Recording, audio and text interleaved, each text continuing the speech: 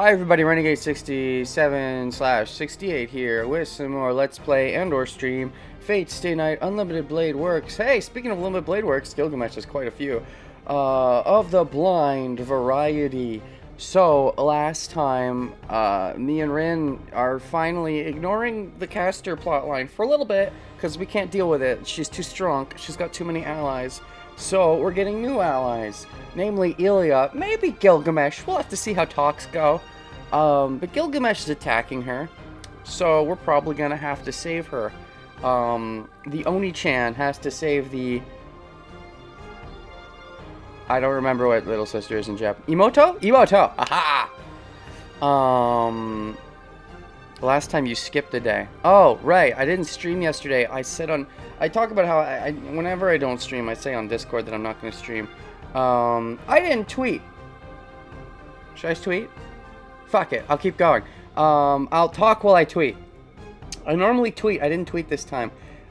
Doing it live. So, like I said, let's see if I can multitask and tweet and also talk about it at the same time. Last time, what happened last time? Nope, I'm failing to multitask. I'm failing horribly at multitasking.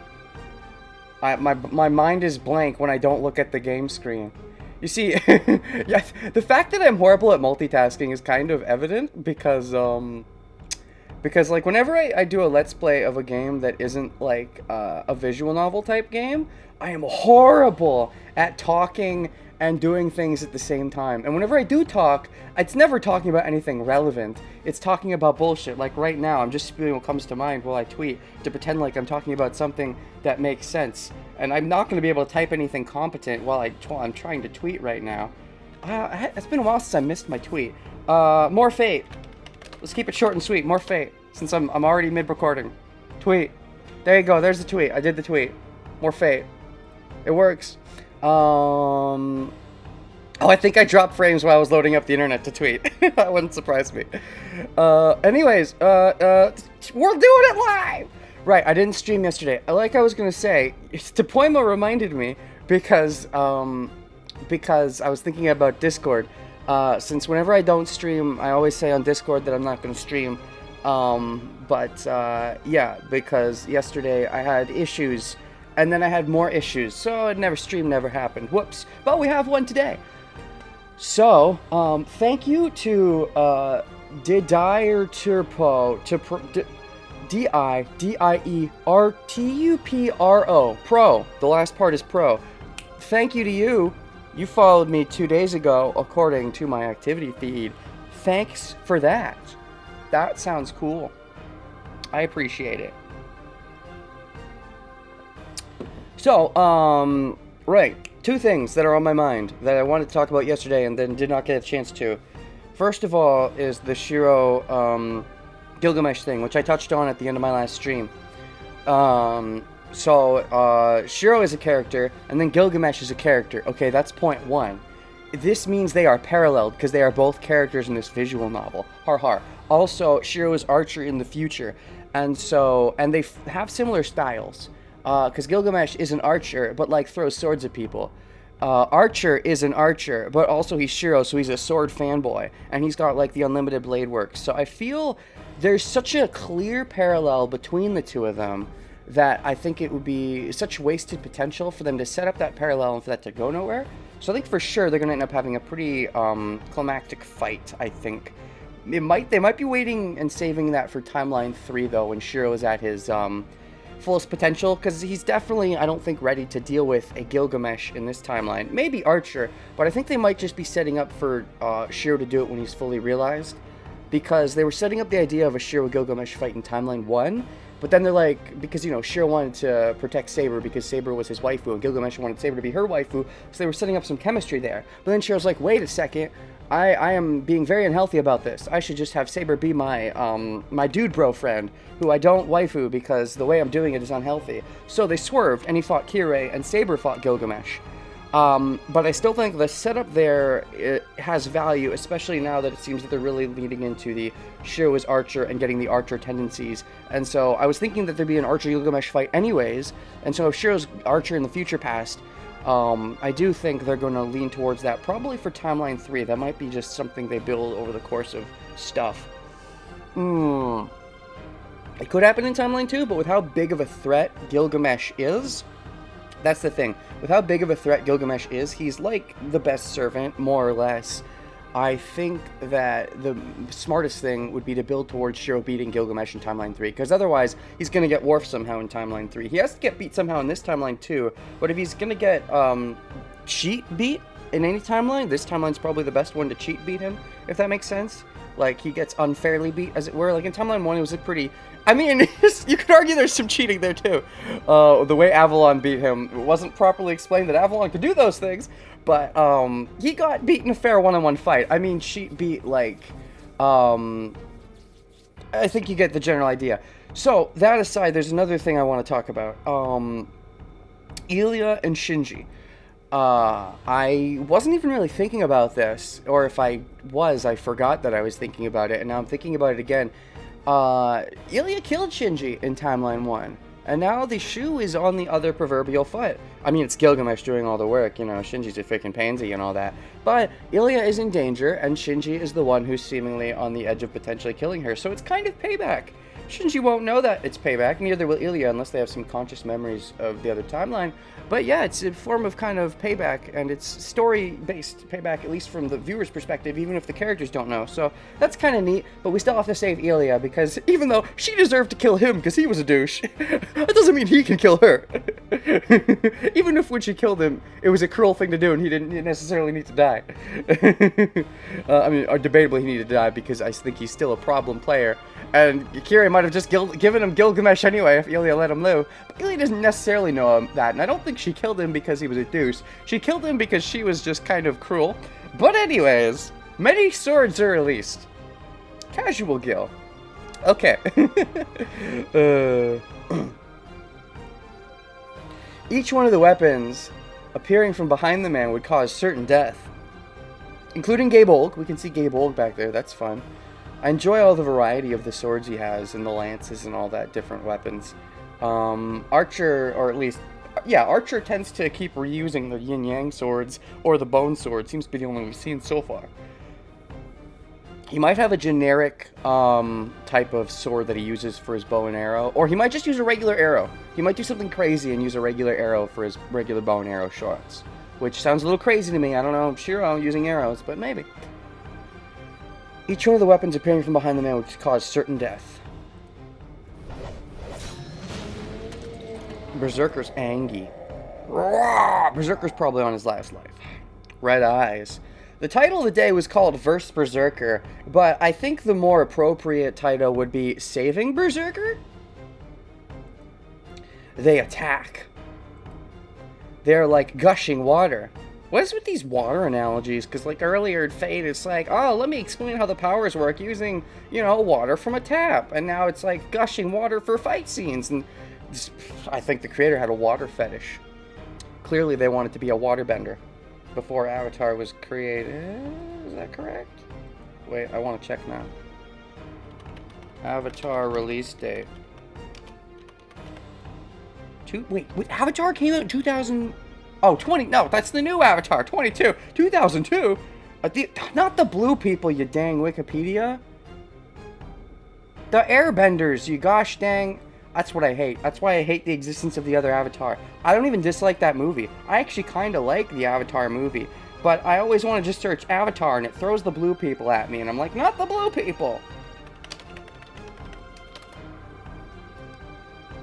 2005. I think Fate Stay Night was around 2005. I'm not sure which came first.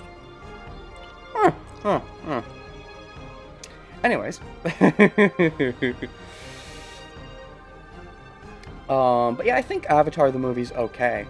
Just, I hate that it's named that, because that's just how I refer to The Last Airbender, is I just call it Avatar. I call blue people Avatar, blue people Avatar. Specifically call it blue people Avatar. Does anyone remember what even happened in that movie? Yeah, I roughly remember.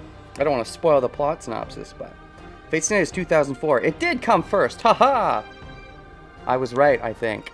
I was kind of right. I thought there was actually a larger period between them, but there was a period between them. They attack. They're like gushing water. In my mind, Avatar started in 2006, but it started in 2005 apparently. So, I also tend to forget that Fate Stay Night is 2004. That's more recent than I keep thinking it is. I keep thinking, oh yeah, Fate Stay Night was like 2002 or something, right? But they're like gushing water. The infinite noble phantasms not only repel Berserker's axe sword, but pierce his body. Oh, something else that I've been thinking about recently is I think I can finally say I'm nostalgic for Neon Alley. Neon Alley is what I watched Fate Zero on back in the day. I can finally call it back in the day. For a while, I'm like, do I consider this nostalgic? Is this recent enough? When was Neon Alley? When did it end? Neon Alley. I'm Googling it. I normally don't do this in the middle of my videos. Whatever. I'm in a Googling mood. Defunct on 2016. 4 to 5 years ago. When did it start? Neon Alley started? Start time. Start date. It was 2012. Okay, it went from 2012 to 2014. I enjoyed Neon Alley. It was my first time really experiencing, I think, a lot of Aniplex's stuff and Fate Zero's Aniplex. Because their freaking prices on their Blu-rays are stupid, and I think they're still stupid, but their DVDs are getting a little better. But now a lot of now a lot of their stuff is on Netflix, so I don't mind as much. Anyways, just a thought that occurred to me recently. Like, I think I finally consider Neon Alley nostalgic. Because for a while when I would think of it, I was just, oh yeah, that ended like just not long ago. But I think the transition happened in my brain. 4 years ago is finally nostalgic. Anyways, the infinite noble phantasms not only repel Berserker's axe sword, but pierce his body.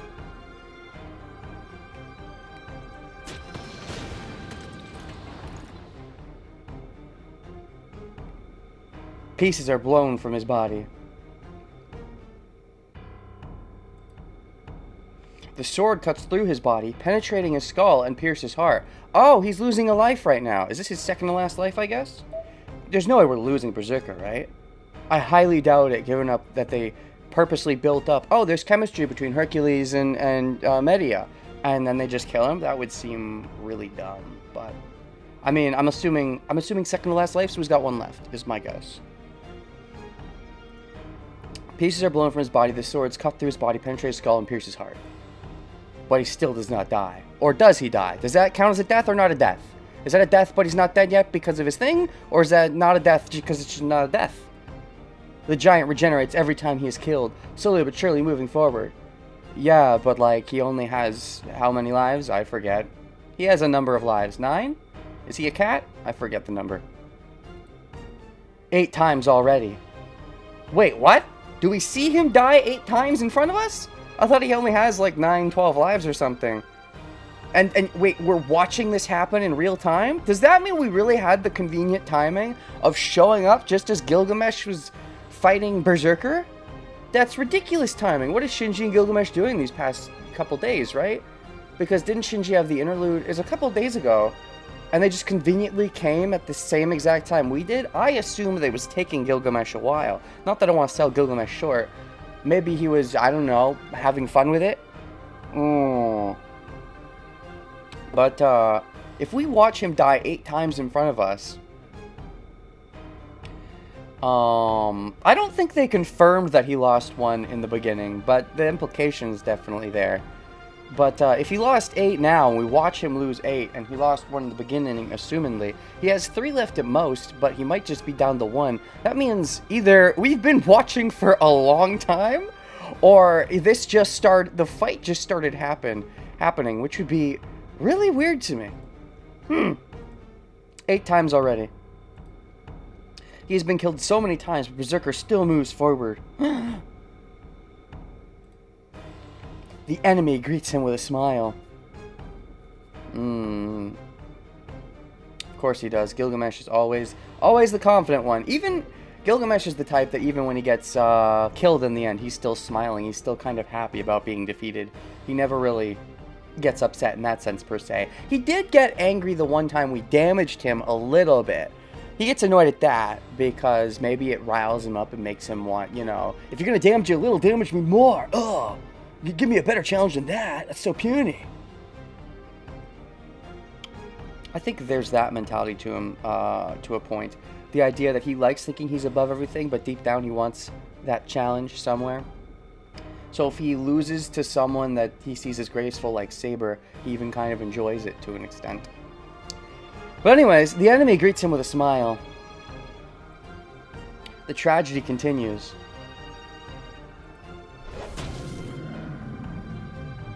Berserker is killed without even being able to go near the enemy. So what, that's death number 9? Or theoretically 10, so he's got, what, 2 lives left?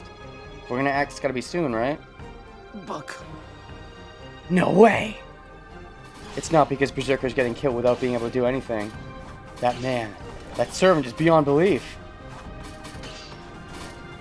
The infinite noble phantasms he sends out are each a true noble phantasm. Oh. Digging myself a little bit. I can tell since I projected archer swords. Because of my crazy archer eyesight. The bleed-through effect. Ooh. They're the originals of every noble phantasm. The first ones. From before they became legend. Yeah, that's something you just know.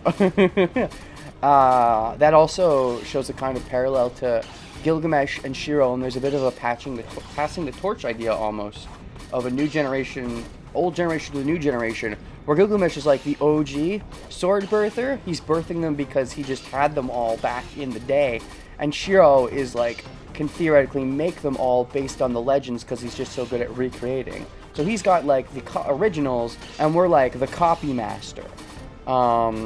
We just have to copy so good that we can surpass the originals. Granted, some of the weapons got better over time, like sabers, for example. They went over this in Timeline 1 about how one of her swords, even though Gilgamesh could make it, it was like a lesser version. I forget which of the 2 swords it was, but they are the originals of every noble phantasm, the first ones from before they became legend.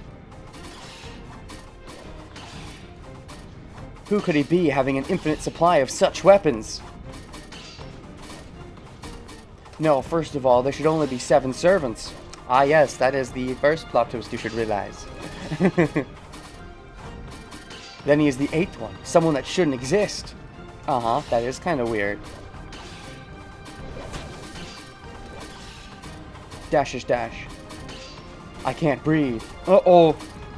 Berserker defies description. His body of steel and his superhuman strength and his regenerative powers on top of that. He is not someone you can match. You're right, Gilgamesh is not matching him. He is clearly exceeding.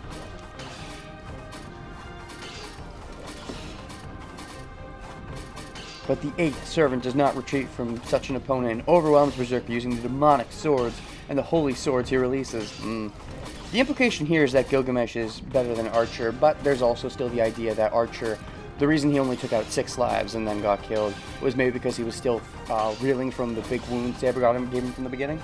So it doesn't confirm for sure that Archer and Gilgamesh are so uneven, but there's an implication there, I guess. Dash. When I look up, I can see that Tosaka is pale as well. I do think Gilgamesh is probably a better fighter than Archer,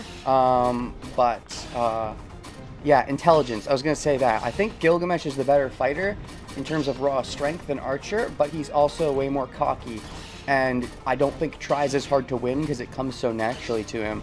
Archer, I would believe, would be more practical in his winning, and might be able to take that to his advantage to win in an Archer off, as it were. It's only natural. The place below us is a land of death. We'll die instantly if we enter it. No, more than that. He's a demon. He has a brutality different from Berserker. That man wishes for battles only to kill others. I don't know if that's the only reason he wishes for them, but I guess that's one of the reasons. He's given the implication earlier that he wants to Thanos the planet, more or less. He thinks it's far too overpopulated. I suppose he wouldn't mind it killing others, but I think he also just enjoys. I think he enjoys his own superiority, and but deep down, I think there is that want for a challenge. But he also enjoys superiority. I can definitely see Archer taking advantage of that arrogance and punishing Gil. But Shikashua, with such an enemy in front of him, the Black Giant is still the strongest. Disagree? He does not stop, even if he is pierced or slashed all over his body. He receives the rain of noble phantasms, regenerates each time, and closes in on his enemy. Well, unfortunately for Berserker, Gilgamesh has a bajillion type of noble phantasms to attack with, I assume. I don't know the exact number. He just needs at least 12, though, because even if Berserker can't be killed the same way more than once, you know, and if he uses Ea, that's going to be on the level of Excalibur or whatever. So that should be, you know, at least a few deaths right there by itself. Berserker being the strongest physically, I mean, sure, but I feel like that's kind of worthless if he can't match the way Gilgamesh fights. Even if he's, you know, using raw constitution, sure. But he sees the rain of noble phantasms, generates each time, and closes in on his enemy. Is an advance devoid of tactics. I mean, he's Berserker. Of course it is. He is not thinking about countering the enemy's attacks. It is a savage fight where he advances on his enemy as long as he still lives.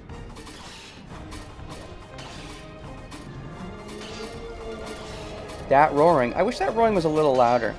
I think it could do to be a little louder.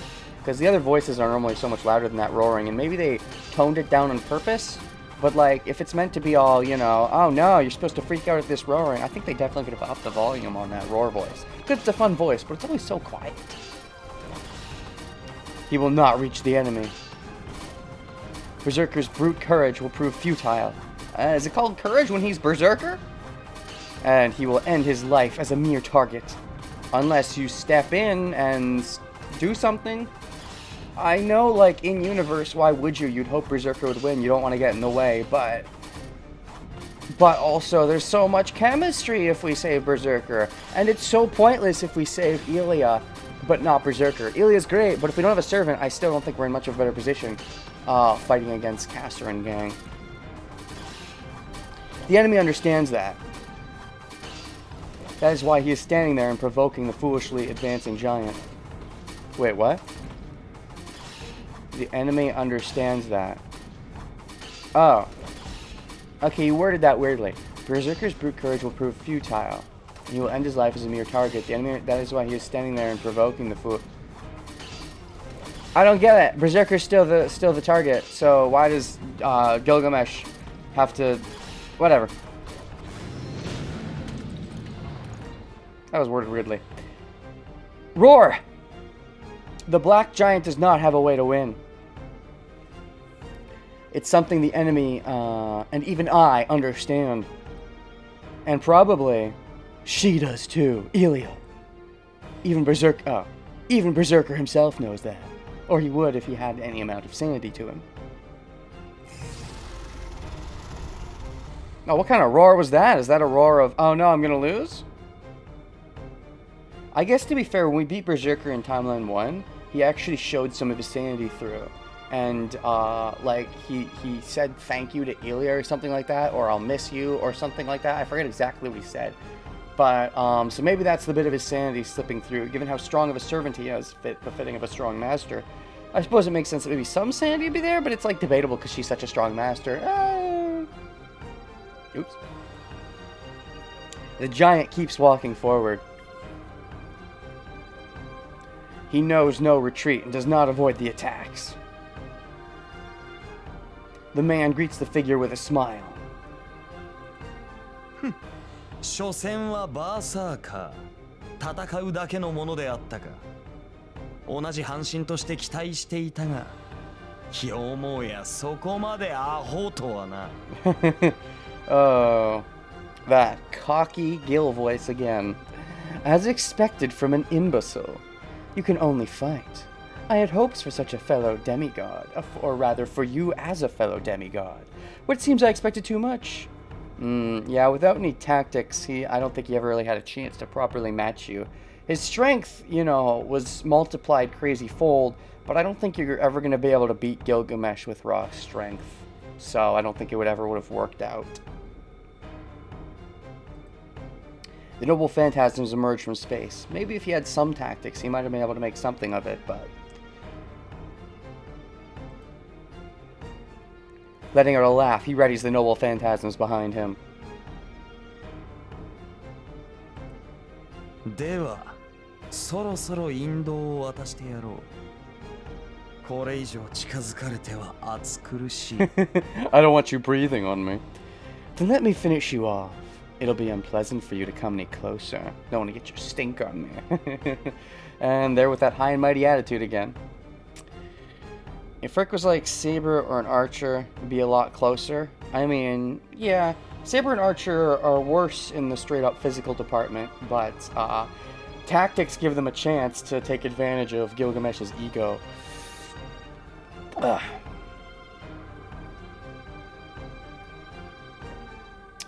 Less power in exchange for his own mind, worthy price. Yeah.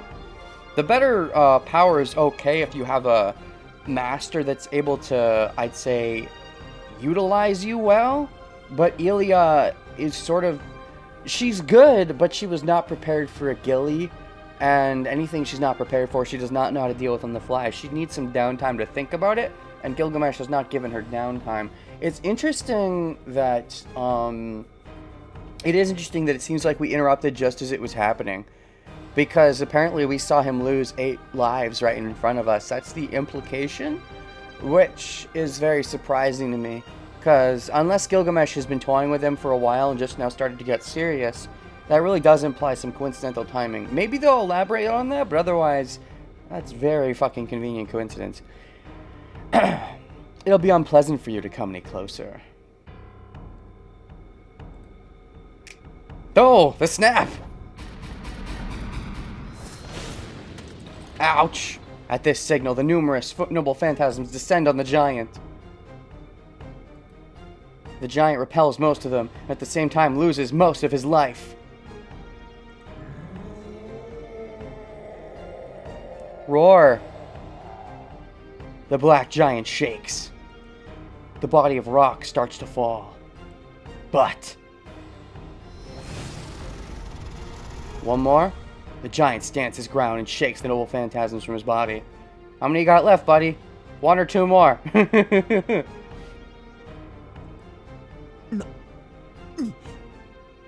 Who nani'd? Was that a Gilgamesh nani? Did you expect him to actually die? Did you not understand his lives? Or was that a Shinji nani? Shinji is far more likely to nani, I think. I couldn't tell. The voices are a little similar. Anyways, nani? The exclamation of surprise comes from the strange servant. Oh, really? Gilgamesh nani'd? Really? I would not expect him to nani at anything that Berserker can do. The black giant destroys the swarm of noble phantasms, move towards the enemy. Oh, okay. It's because Berserker... That's weird, though, because it seems like the implication is that Gilgamesh has killed him like 8 times or something already, and we've already learned, theoretically, that Berserker will never get killed by the same method twice. And if that's true, Gilgamesh should have been using new methods each time. Maybe he didn't realize he was using a new method, and he reused a method, and then he was like, wait, what? Why isn't this killing you? Because otherwise, I'm surprised you don't... Like, it'd be different if you were going in for the first kill. Like, okay, I'm done toying with you, now I'll end you. But the implication there is you've already killed him a few times, so it's weird to me that Berserker somehow survived despite your expectations. Unless you're putting on an act, but I don't know you one to put on an act in that sense. His body is dying already. Oh, is it pure determination? Because maybe Gilgamesh expected this one to kill him, and it is a new move that should kill him, but he's living because of determination, because of Ilya, maybe there is some Sandy from Hercules slipping through, like, I can't die now, I have to protect my master, or maybe there's even connection between Ilya and Shiro, because Shiro's close by, it powers her up. Brother, sister, power up. With a hopeless fatal wound, the black giant still advances. Dash, dash, dash, dash, dash. It is the result of a strong will. It is not madness resulting from being a berserker. The giant faces this hopeless fight with an iron will. でかいだけの的が未だ形をとどめるか。 Oh boy, you frazzled him. Damn. A mere target survives my attack? How dare? Die like a good target. The magical bullets are fired mercilessly. Alright, good on you, Herc. Good job. He's got a little bit of that sanity in there, which, you know, was implied as he was dying in Timeline 1 anyway. So maybe, yeah, that's right. Maybe the closer he gets to properly dying, the closer his sanity comes back. That would be fitting with what happened in Fate Zero. Spoilers? I think I've already talked about this at some point. When Berserker gets... I guess I don't have to reveal his identity, but Berserker gets his proper mentality back and has a talky-talk with Saber towards the end there. I do remember that. So maybe that's just the thing with Berserkers, is that they... as they come closer to dying, their insanity... it's less necessary, and some of their sanity starts slipping back in. It's interesting how that works. I mean, because there's a difference between, oh, you die, the Grail will just give you your sanity back, and you're close to dying, the Grail gives you your sanity back. I think there's a clear distinction. The magical bullets are fired mercilessly. Granted, Herc has a very strong conscience. I mean, I would assume people watching this know, but I try to be careful somewhat of the stuff I know of Fate Zero, except for when I don't, so I don't know. I'm wishy-washy with it. I think I've even talked about it already, but it's one of those things where in case you don't, you all know who I'm talking about, so maybe I don't need to say it, just to be safe.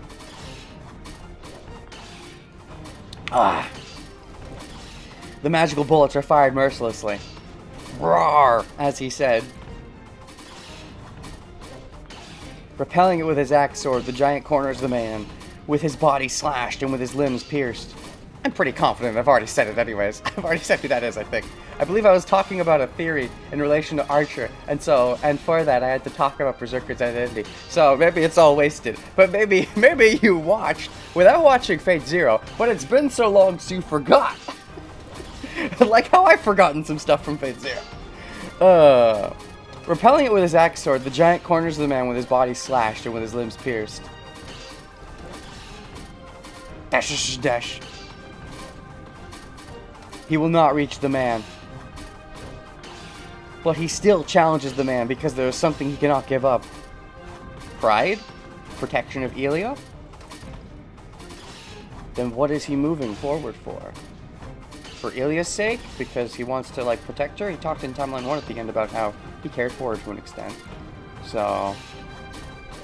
maybe Herc would have been a tougher fighter if we just didn't one-shot him in the Fate route and bypassed Hercules' second boss fight.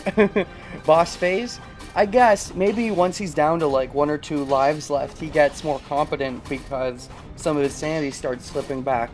That would be a unique quirk of Berserker, or this Berserker, Herc, because of his 12 lives thing. But it's an interesting idea. What is he moving forward for? Servants fight for their master, protect their master's life. That is why the giant does not retreat. He can only move forward as a shield to protect the frightened master behind him. The giant continues his foolish advancement. So, I think the best chance we have of, like, outside of just convincing Gilgamesh to shank Shinji and, you know, work with us against Castor, I don't think Gilgamesh would care, but we could take Shinji hostage. If Shinji's not paying attention, we could, like, grab him and be like, Gilgamesh, if you don't stop, we'll shank Shinji. But Gilgamesh wouldn't care. But in theory, with us not knowing that, I think that's a decent plan. It would just go horribly wrong, because I don't think Gilgamesh would care. It's because he knows that he needs to take all the attacks in order to beat the servant without having his master killed. The difference between Gil and Archer in this fight against Herc. Gil is aiming at Elia and Herc has to be body shield. Oh, yeah. That's true, because Archer would never go after Elia. because he's Shiro and, you know, that big brother instinct. The fact that he never even brings up the idea at all, despite how practical he is, he brings up the idea sometimes of, oh yeah, let's kill Shiro and get that out of the way. But he never brings up, oh yeah, let's snipe Ilya and, you know, deal with Berserker that way. Shows some of his true colors maybe from the start, yeah, subtly. But yeah, if Gil is going for Ilya and Berserker is aiming at him, that definitely means that Gilgamesh is at an upper playing field compared to how Archer would have been fighting Berserker. So Giant continues his foolish attachment. It's because he knows that he needs to take all the attacks in order to beat the servant without having his master killed. And when he reaches his enemy, that is when he wins. Good luck with that. And also, if he actually comes to the point of maybe reaching the enemy, Gilgamesh will just whip out Ea, and then Berserker will lose anyways. From the beginning, this has been this battle's nature. Then it's a false nature that Gil is destined to win, I believe. I don't think Berserker, with any brute force attack, can beat Ea. The man has to kill the giant before he reaches them. Him. The giant has to approach the man before his life ends. It's a battle where the one to accomplish their goal is the one to win. I guess Gilgamesh would lose, in a sense, if he was forced to waste Ea on such a plebe, but he would still win the fight. Yeah, Gil is on still his first boss fight when Berserker's on his last one. Yeah, pretty much. The giant is aware of that. The Berserker has already unleashed his Bankai, but you know, Gilgamesh isn't even using his Shikai. The giant is aware of that, even if it is a battle with no hope of victory from the start.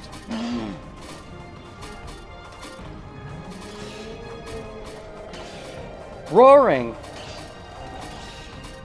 Perk, cutscene loses if he gets near Gil. Cutscene loses? What? Because Ale will do a will do a cutscene? Gilgamesh loses if he's forced to use his Shikai, as it were. Not as his Bankai, no, but like, you know.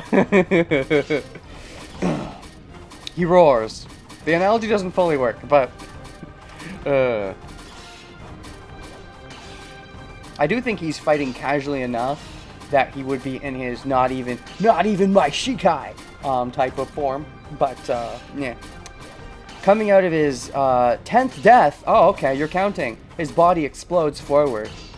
Wait, so did he finally just die another time? Right, because you were watching him. He died 8, then you saw him die his 9th. He just died 10th times. There was an implication he died once at the start from Archer, which means 11, so he should be on his last life in theory. That was no hope of victory from the start. He roars, coming out of his 10th death, his body explodes forward. So if there's a time to step in, it's now, so that we can have Berserker with at least a life left, and he's not just gone.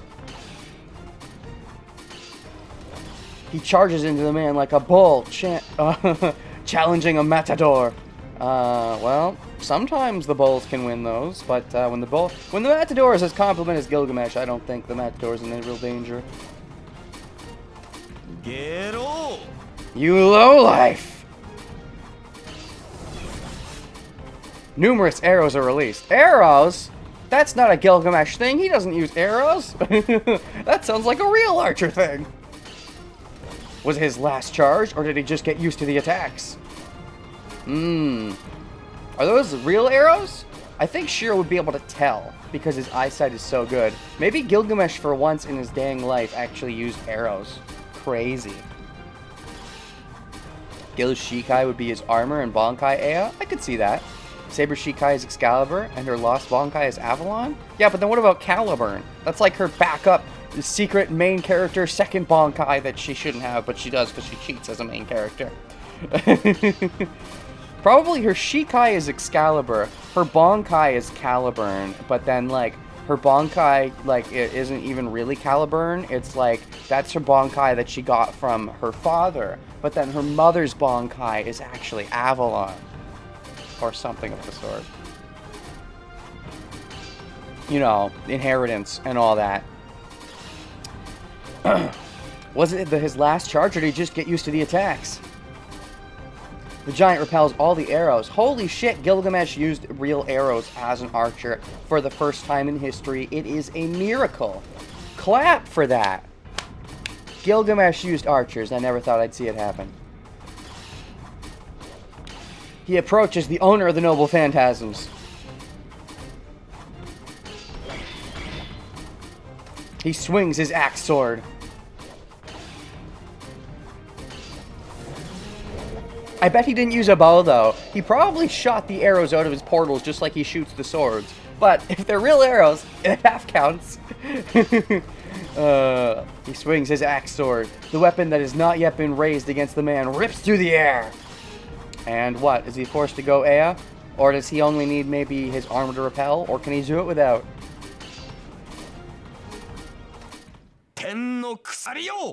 Heaven's Chain! Excuse me, what? Do you have a secret second Bankai? The Black Bull is captured by numerous appearing chains. I mean, of course he's got several Bankais. He's got all the noble phantasms. Is this just one of the things you have up your butt the whole time? Just never came up in Timeline 1, maybe? Or no, did this come up? Did he use this when he captured Castor? Or did he just throw a bunch of weapons to kill Castor? I don't remember if he...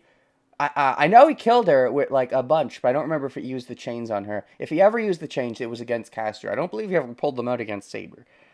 The Black Bull is captured by numerous appearing chains.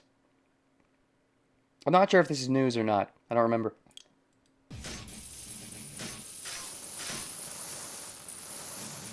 What kind of a noble phantasm is it? I guess it's one of the many from, you know, OG, Pangea, or whatever. Ooh, music change. Okay. Is this the music change because it's Shiro's time to shine? He can't just keep watching anymore. He has to step in and help. The chain that appeared out of nowhere confines Berserker, as if binding space itself. And there's a blade sticking into him. You could say it's a binding blade. Yeah.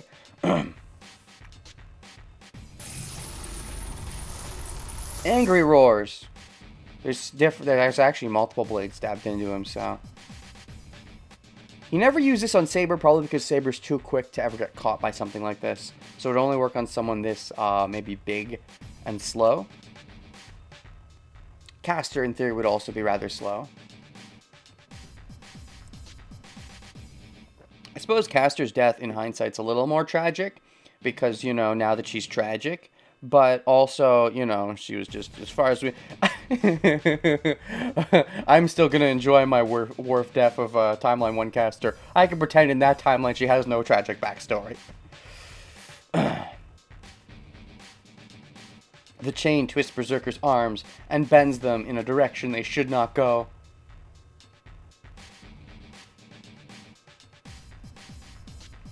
The chains tighten mercilessly, trying to tear off the rock-like head. Owie.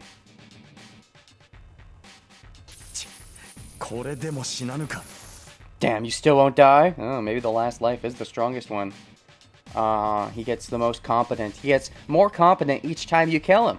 Not even that he won't get killed by the same attack twice, but he gets more competent each time you kill him. That sounds like a real anime. He's powering up like a Saiyan. What doesn't kill you make you stronger? What does kill you makes you stronger. He gets more competent the closer he gets to death because he gets some more sanity slipped back into him.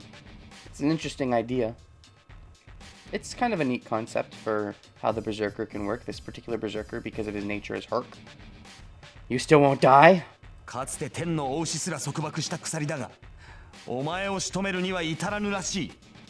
This chain once bound the Bull of Heaven, but even this does not seem to be enough to finish you.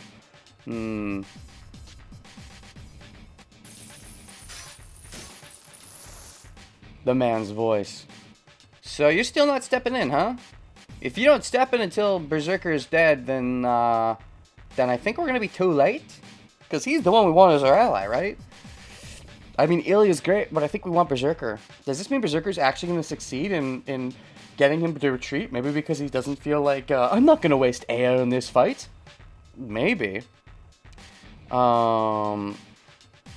Is OG Gil stuff from his actual myth? No way. Gilgamesh is a cheater. He steals stuff from other people's myths. because it was all there in Pangea. His own myth, that's crazy. The man's voice. Have we actually got new status added? No, Gilgamesh still isn't there. Alright. The hall is filled with the creaking sounds of the chain. No, what? I always want lore, but not necessarily from chat lore. I'll take lore if the game gives me the lore. So, I don't want you to give me the lore, unless I ask for it, which I'm not asking for. I would go to my way to ask, hey chat, can you give me that lore, if I was going to do that. And also, I don't think I'd do that, because I would just want to see if the game gives it to me anyways.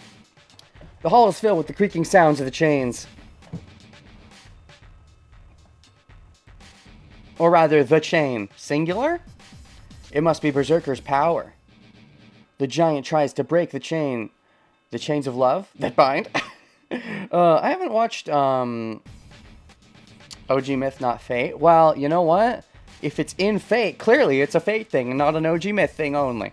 I haven't watched Inquisition in a few weeks, but, you know, I still remember. The chains of love are still on my mind. The giant tries to break the chains that bind. The chains of memories. Does Shiro have chains of memories? Is that why he doesn't remember Timeline 1? Binds even space itself. Even if it sounds impossible, I'm sure the giant will be able to manage it.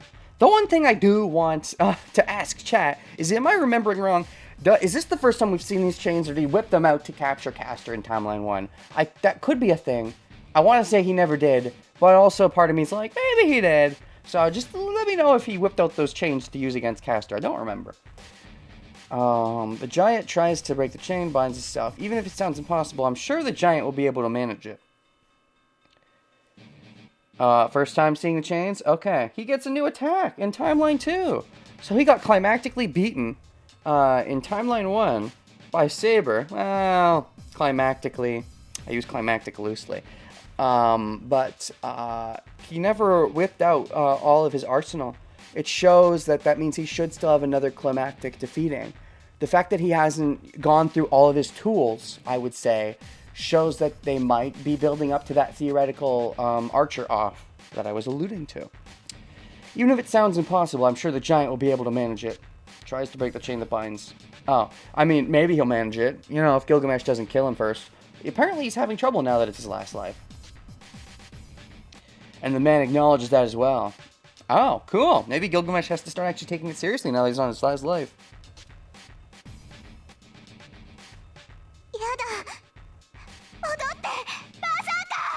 No! Come back, Berserker!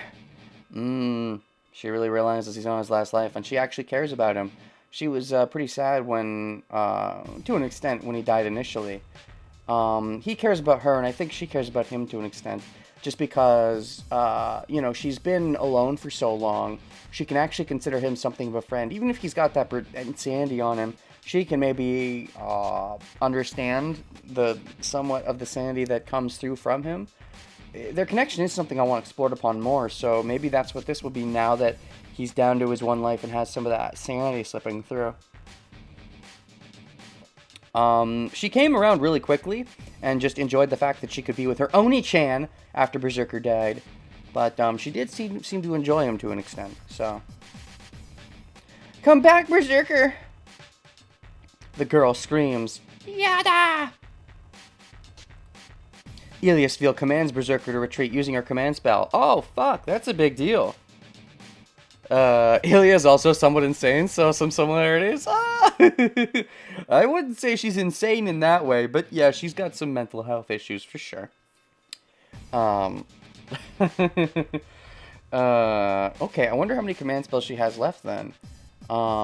Is that her first one or her second one? I don't think it'd be her third one. I don't think she would need to use command spells for much because of how naturally strong he is. She's probably the kind of person that would wait until the last minute like now, so this might just be her first spell. But the giant is still bound by chains, unable to move an inch. Weird. Given that she seemed to have a command spell over her whole body, or like maybe the whole 3 command spells were over her body, It's interesting that they don't have an effect. In theory, if they're that big, they should be much stronger. And with how strong Berserker is, you'd think for sure that it would have an effect. But maybe Gilgamesh's chains are just that strong. Or maybe Berserker is so adamant, and as his sanity returns, he's even able to defy Elia. Or maybe her conviction is so shaken at the moment that she's not able to properly use her own spells because of how powerful they are. You know, great power comes great responsibility. Maybe she doesn't have the proper power to control her own spells.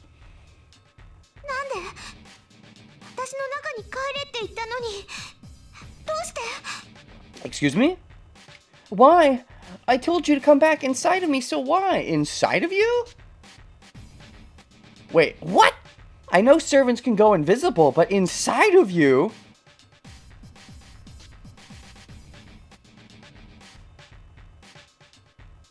Oh, because you're like the Grail. He comes from inside of you? Does that mean when we were just casually chilling and talking in like the park and stuff, he would just be inside of you that whole time?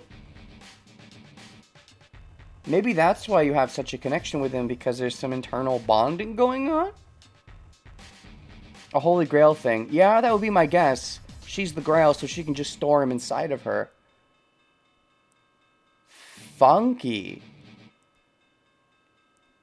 Okay. Interesting. I wonder if her powers change at all when he's inside of her, or like, does she get more magically strong? Is she more magically weak because she has to contain him? Or does it have no noticeable effect?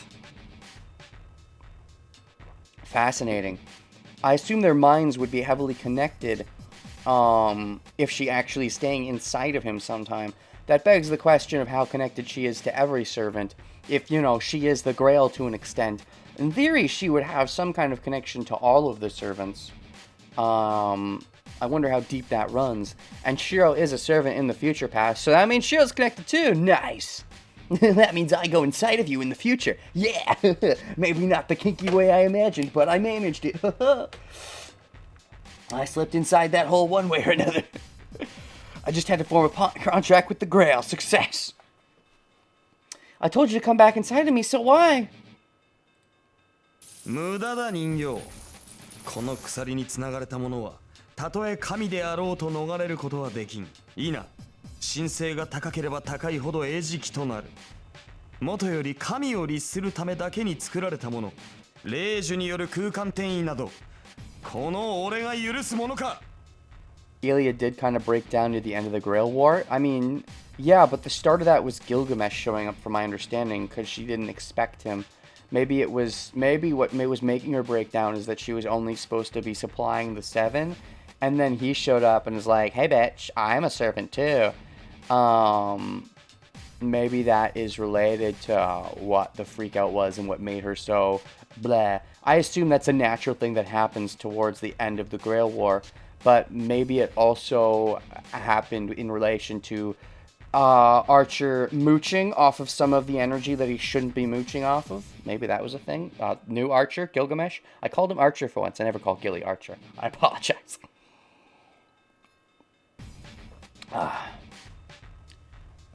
Maybe that's related. So that's why he didn't use his against Saber. She wasn't divine. Oh, these chains are strong against right because Herc is like a god and stuff. I suppose. I told you to come. Nope, that's not Gil's line. It's useless, you puppet. How dare you? She is best waifu. How dare you call her that? Not even the gods can escape these chains. No, become stronger the more divine one is. This is a chain made to bind the gods. I will not allow transportation through a command spell. Oh, okay, so you stopped it because you're just super cool and stuff. So, command spell should be able to do cool stuff, but the chains are specifically good against gods, and it is a noble phantasm, which you have a million of, which I suppose could override a command spell. Man, Gilgamesh, so OP! Can't use that against Saber, though, because she's not that divine. Or you could, but it wouldn't be that good. Makes sense. That's a fair explanation for that, I suppose. And so, oh boy, that's a new look, I believe. We saw him do that before when he was about to, you know, throw all the weapons at Berserker. In theory, the hand we can't see off screen is about to snap. like that. But, that cocky winking look. And so, the man points to the giant. Oh, is he pointing? I thought he was about to snap. As if to denote the end. But I thought the idea was he was gonna break out, but now, like, he's not gonna break out? What gives? That sounds like bullshit. Like, I thought Shiro was looking at Gilgamesh, and Gilgamesh was like, yeah, he's gonna break out. And Shiro inside his head is like, he's gonna break out, and Gilgamesh thinks that too. But that's bullshit. Shiro, you're just wrong. Oh my gosh. Get smarter.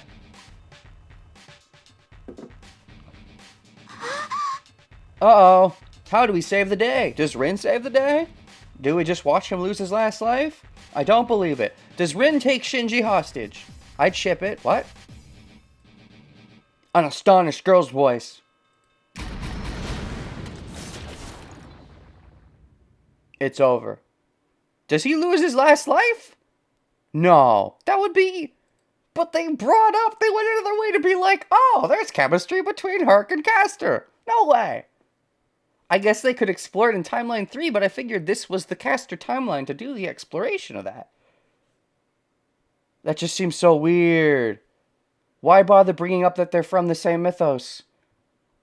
Like, you could have Castor be a tragic backstory without being from the same mythos as Herc. I don't know. Is he really dead?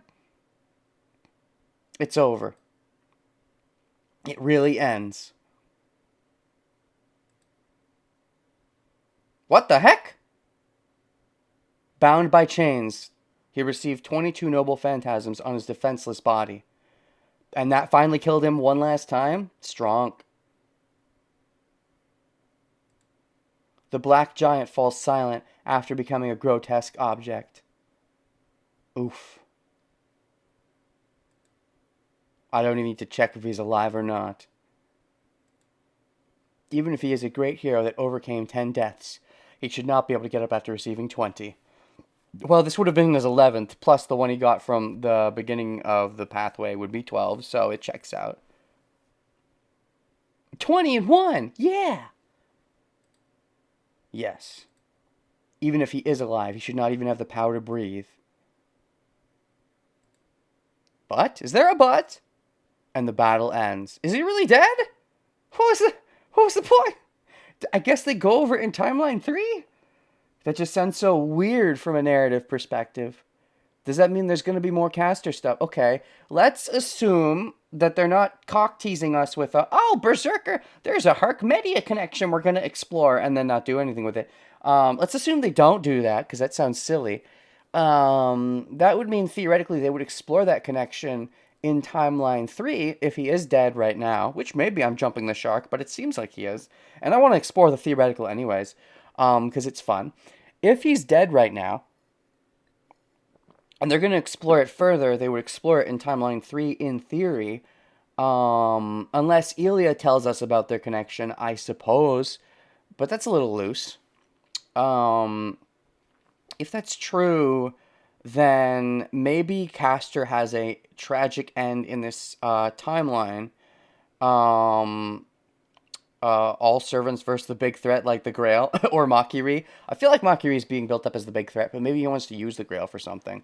Like the Grail through Makiri will become the biggest threat or something. The idea, I guess, in my head is that Castor is getting up over her head, and she's going to get Starscreamed and get killed by Assassin. I think that becomes more likely if we're to assume the Herc and Castor have more chemistry in Timeline 3 theory. Is that Castor gets in over her head and doesn't have the happy ending in this timeline, and gets Starscreamed by Assassin, and he becomes the final fight of the timeline, maybe? Final boss. And then in Timeline 3, when Shiro's the most competent after retaining his character development or whatever of how he has to save everything and make sure it's the perfect timeline where nobody has to die. I don't know if that's where they're going, but he would try to save Castor. Maybe they were building up everyone to be somewhat sympathetic, so we have to save everyone, except for maybe Gilgamesh, which is maybe why there's a climactic battle with him in Timeline 3. I don't think he'd be the final boss, but he'd be a climactic boss for Shiro's development to realizing himself as whatever his new version of Archer would be, not following the version of Archer he becomes in this timeline where he summoned his Archer, because that's more cynical, where he'd be a more less cynical, more I can still be happy to an extent while also saving people version in the future. And he might do that in Timeline 3 as like a midpoint before moving on to fighting Makiri and or the Grail. I guess that's where my mind is more going now. Because I feel like they wouldn't bring up the Herc-Caster chemistry unless they realize it. Again, they could have Elia just be like, oh, here's some of their connections. They could do that. I feel like that's still missing something, though. And I feel like there should still be more to Berserker in general. Because they've hinted at, some of the sanity. Especially here, they're hinting at, he gets more sanity as he loses lives. And also the idea that Berserker goes inside Elia. I like Elia, so I'm excited to spend more time with her, but what happens now? Because Gilgamesh's goal is clearly to kidnap Elia. Does he succeed? Will he just take Elia and then do we have to find a way to team up with Lancer? That would be a surprising swerve. Because I was expecting Herc and Caster chemistry, but it could still work in the narrative for us to go after this, it to fail, and then for us to be forced to go after the Lancer connection. It's surprising that they foreshadowed this, if that's the case, though. It would be more interesting and tragic, I would say, if we went after this being like, yeah, we can get Elia as our ally, and then we show up and Gilgamesh is just like, blah, even though we as the player never would have expected it, and we would have been excited for the chemistry, only for it to get completely stolen from us when Gilgamesh kills Berserker, and then we have to go after teaming up with Lancer instead when we're really down in the dumps and think there's no hope. That, or we managed to convince Gilgamesh to, fuck off, but, like, is there merit to that when his goal is to capture, if that's his main goal is to capture Elia, would he really be down for that? Like, I guess if Caster's really been built up, maybe there's some merit to that, but I feel like if we were going to do that, we'd do it before he beats Berserker. And, Shinji, there's no negotiating with him, I don't think. We would have to defeat Gilgamesh to do any development with Shinji. That's just kind of the person he is, I would say. There is no reasoning with Shinji as long as he's given an excuse to have an ego boost. The battle ends. It was known from the start who was going to win. Berserker cannot beat that servant. Do we just watch him kidnap Elia? I thought for sure Shiro would jump in. But, like, I feel like if he jumps in, he should still fail, right? Or maybe he succeeds and then Gilgamesh enjoys Shiro and thinks, oh, your sword birth is interesting, and lets him live because of that? He might let him live because he finds Shiro enjoyable, but then still steal Elia anyway? Maybe. Berserker cannot beat that servant. Servants cannot beat that man as long as they are heroic spirits. Saber was a heroic spirit and succeeded, but she cheated using Avalon, which did not come pre-packaged with her when summoned by the Grail. All heroic spirits have things they were weak against when they were alive. But that counts for Gilly, too. He's a heroic spirit. Those are their greatest weak points. The Achilles heel, as it were. And Achilles comes from similar Herc mythology, right? I believe they come from the same general mythos. So I think, Herc's heel, as it were. Although, in this particular case, he was just taken advantage of by being a god to an extent, because those chains were supposed to work better against divine things. And that's less of a general weakness, less of a specific weakness and more of a general weakness. And I think his specific weaknesses you wouldn't really use while he's a berserker, because he's a berserker. Yeah, what about servants who were never defeated and just died from old age, huh? I think such servants wouldn't be brought back by the Grail War. I don't know. Is it like Edo Tensei from Naruto where they get brought back when they died? Or are they brought back at the peak of them being heroes? Because...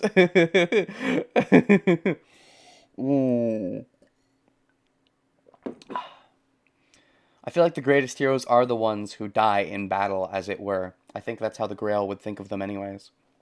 Those are their greatest weak points. Herc's weakness in life was his tendency to go mad. Oh, well, there you go. I forgot that, but yeah, that sounds right. It's pretty fitting for him to be Berserker in that case. Then, what if there is a hero who possesses all the noble phantasms, even the ones that killed each other? Well, then he'd be the best heroic spirit. He seems for the most part like the best one. There are a couple weapons here and there he doesn't have access to. Like he doesn't have his own Avalon, and he doesn't have Excalibur. I believe his own version of Caliburn, right? He has his Caliburn, but not Excalibur, I think. But any man-made noble phantasm he will have access to, I believe, is the idea. This is the result. Even if he may have been stronger, he cannot beat that man. I don't think that's how being stronger works. I guess if you just want to talk about constitution, but... やだ。やだよ。まさか。 F's in the chat for Berserker. Good old Herc. We didn't even get to learn his name was Herc in this timeline, I guess. Even though we know, because Rin brought up that he was Herc and that there's a connection. And also in the skills, they say because he's whatever it was, this one, the son of Zeus. But, you know, we still don't know that he's Hercules. Berserker! The girl in white runs to the giant corpse. Seeing it.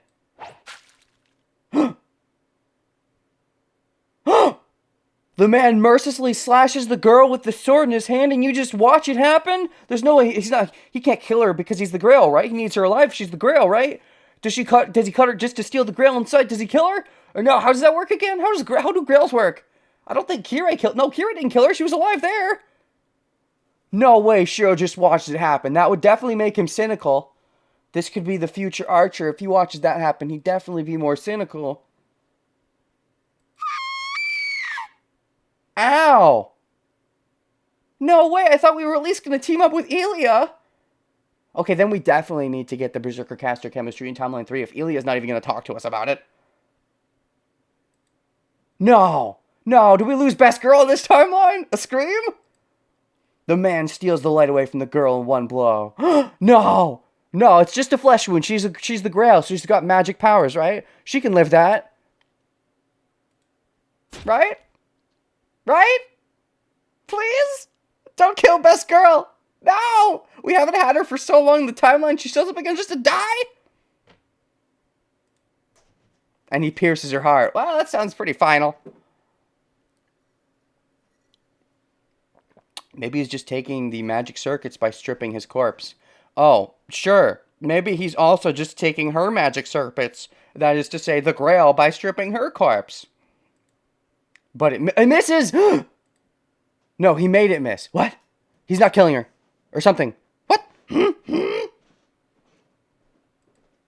The girl is pierced in her lung and coughs up blood. She's coughing blood. That means she's not dead. You can't cough when you're dead. You can cough and then die from the blood you spit up when you coughed. However, if you're coughing, you are technically not dead yet.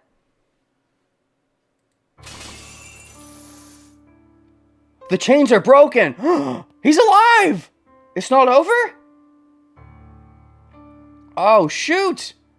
Berserker broke the chains. Wait, did he have one life left? Did he actually? Maybe Archer didn't even kill him the one time. Maybe he didn't lose a life at the beginning. Because I think for sure he would have lost his life there from those 20 noble phantasms. So either it's bullshit and he has 13 lives, or he didn't lose one life in the beginning, or Shiro's bad at counting, or, you know, his life counting is just bullshit in every timeline, including Timeline 1, but this one too. Herc the hero saving Elia. You do it, Herc! Good job!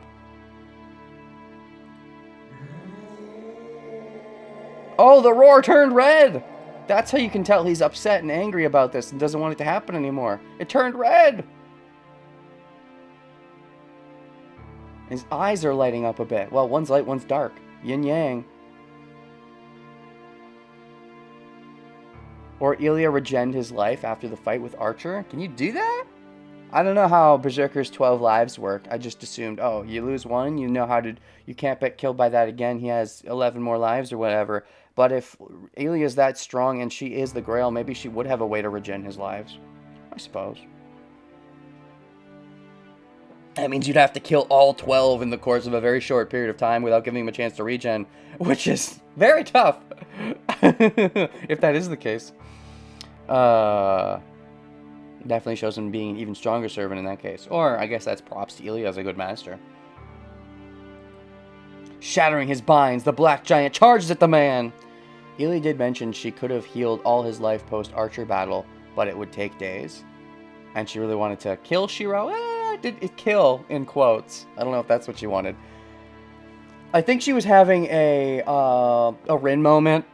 I say that even though she had her Rin moment before Rin did, where she was getting too close to Shiro, but couldn't accept him as, like, when he turned down being her slave, she didn't know how to process being that close to him without, you know, and being in the Grail War. She's like, I have to win the war, but also you're against me, so I need to kill you now if you turn down my offer. You know, a Rin moment. Although Rin wasn't going to kill him, Rin was just going to road race his memories, but, you know. Shattering his binds, the black giant charges at the man. Okay, so we still have a Berserker in this. I think with this, it's weird timing, but I was waiting for the moment where Shiro, we got the choice for Shiro to step in and save the day. That's what I was waiting for. It didn't happen though. So, right, yeah, we're gonna save over this one. He's not out of it yet. Can best waifu still be saved?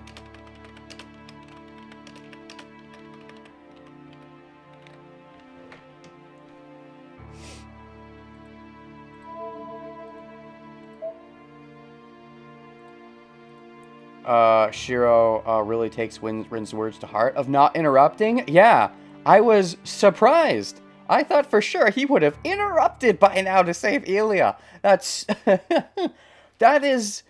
like... wow, really? He doesn't interrupt? That's like a wow, really moment. That's like a Shiro, whoa. That shows maybe how single-minded he's become towards Rin at this point. That he's willing to give up that Ilya bond. But it's interesting because you'd think the Ilya bond is more of a brother-sister connection where that's like maybe separate from his waifu connections, because he's never really wanted to waifu Ilya anyways. Sad face. I want to waifu Ilya, but I want Shiro to waifu Ilya. I want to see that. But I don't think Shiro's ever really cared for that. He just cares for it in like a brother instinct way. So it's interesting that he would separate himself from enough from that to not even jump in to save her when it looks like she was going to die, unless he subconsciously knew Berserker might actually still be up and at him. Something subconscious could tell him. His spider senses told him he didn't need to jump in.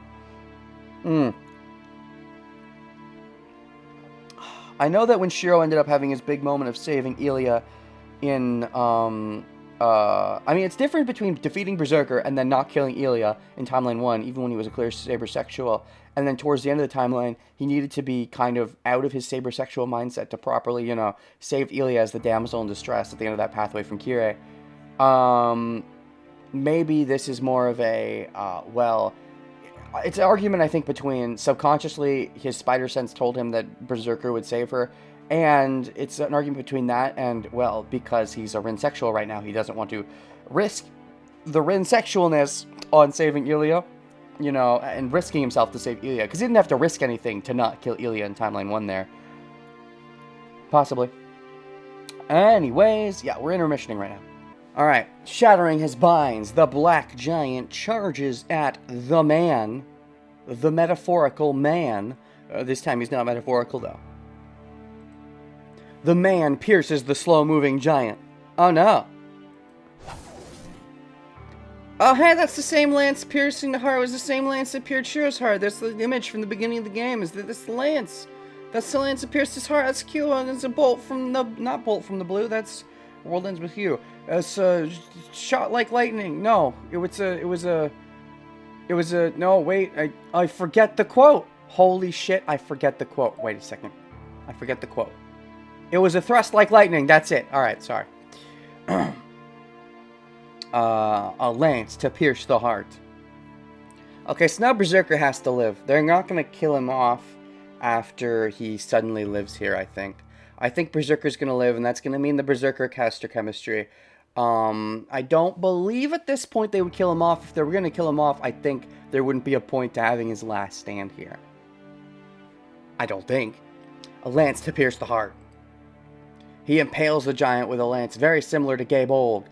possibly exactly Gay Bolg. Something Shiro would be familiar with.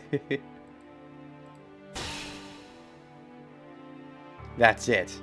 There's no way that's it. They wouldn't have him be alive for 5 more seconds just to die. I don't believe you. The black giant dies for sure this time. I don't believe you. Dash dash dash. The sword is pulled out from the girl. I don't believe you. What's the point? What's the point of having him survive for 2 seconds? Especially if Ilya's still fucked anyways. Maybe Ilya's not fucked, but... if Shiro's gonna make a choice to jump in and save her... Berserker didn't need to be alive for 2 seconds to do that. Leaving traces of red, the girl crawls to the unmoving giant. It's just characterizing how strong their bond is? Okay. Okay. I became so sure of that in that moment. I'm like, oh, he's still alive. Okay, he's gonna live. No. Unless they're bamboozling me again. Double bamboozle. The double swerve. Dash dash dash. Watching it in delight, the man walks forward. Oh no, Ilya. Girl crawls to the unmoving giant, leaving traces of red. Oh. Oh no. Did she get stabbed through Berserker? Were they close enough that some of that, like, hit Ilya too? He throws down his sword. Which one? He will use his bare hands. To what? Choke her? You cannot watch that, Shiro. You cannot let it happen. To finish off the dying girl. Dash dash dash. And you're just watching it. I'll die. I'll probably die. Oh, is this another one? I'll die if I jump and save her. Just like with the Rin moment. You jumped in and saved Rin. Then again, with Rin, you could have strategically theorized that Archer had a plan. Here, there's no Archer to save you. In fact, an Archer will probably kill you. I'll surely die this time. There's no logic behind that servant. He will kill anyone that hinders him. I will surely be killed if I don't get away from here before he finds me. You're more worried about getting away yourself. Maybe because to protect Rin. You're still on that Rin focus. You're not even thinking about saving Ilya? I thought it was going to be, I'll die if I jump out, not I'll die if I get away. And I... Oh, okay. Okay, then. Why are we back on page 1? Oh, because I was checking out the bolt from the blue text. Really? Really?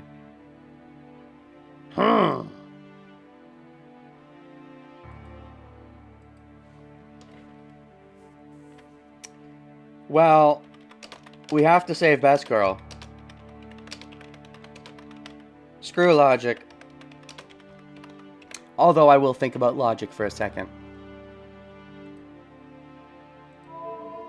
If he leaves Ilya to die, he is guaranteed becoming Archer. I think, I don't know. Yeah, I can see the logic there as he leaves Ilya to die and he's like, yes, you have to sacrifice people to save people. And that is a cynical route. But also, I guess Archer never showed much emotion one way or the other towards Ilya. Other than the subtleness of him seemingly never going for the obvious snipe Ilya strategy. Restrain myself or stop the man. I mean, you know me, I think Ilya's Best Girl, so if I'm ever gonna choose based on emotion and not logic, it's now. I mean, he already did the emotional choice of saving, Rin earlier. And, he did the emotional choice of saving Rin. There, though, there's logic behind it in that Archer might have a plan to get him out of this. Here, there's no real logic. I think there's a very real possibility the correct choice is to let it happen and walk away. And that's leaving down to the dark potential timeline of Shiro becomes this version of Archer. And then maybe there's a resolution towards the end of, I need to not let this happen, or something again, or I need to be better, or maybe that's the resolution he has in Timeline 3 when he realizes he's timeline jumping mentally. Possibly. But regardless, even if this is a bad end, it feels like I'd be surprised if we get out of this without it being a bad end. But even if it is, I have to try it because she is my best waifu. So, stop the man! My frozen body bursts. My feet lift me up and my arms grab the railing at the same time. I see Tosaka as I do so. Sorry, Rin! She is biting her lips in anger while watching the tragedy below us. In anger that she couldn't do anything to help? Yeah, I feel like if there was a time to help, it was before, when we still had a Berserker on our side. We could have been like, hey, Ilya, Berserker can distract him, let's get the fuck out. Even if she didn't accept it, we could have Kung Fu knocked her unconscious and then ran. I know Gilgamesh would want to chase, but Berserker has a protective nature towards Ilya probably would have let us do it. Granted, in that case, we still wouldn't have saved Berserker, but at least we would have gotten Ilya. But for how long is a fine debate, but she's biting her lips in anger while watching the tragedy below us. I know. Tosaka wants to stop him as well. But we'll be the ones to be killed if we do so. She can't stop him. But you're still trying to stop him anyway. Yeah, hypocrite. She's using the logic of being like, I want to stop him, but, too weak. Shiro is using emotion because I chose to have him use emotion because I like Ilya. That goes the same for me as well. I know it's stupid of me to die trying to save a dying girl, but that would be the moral, that would go against Archer's, philosophy of you have to do the practical thing to save the most people. Even if you think you might die trying, if you think that, if you want to save everyone, this isn't everyone.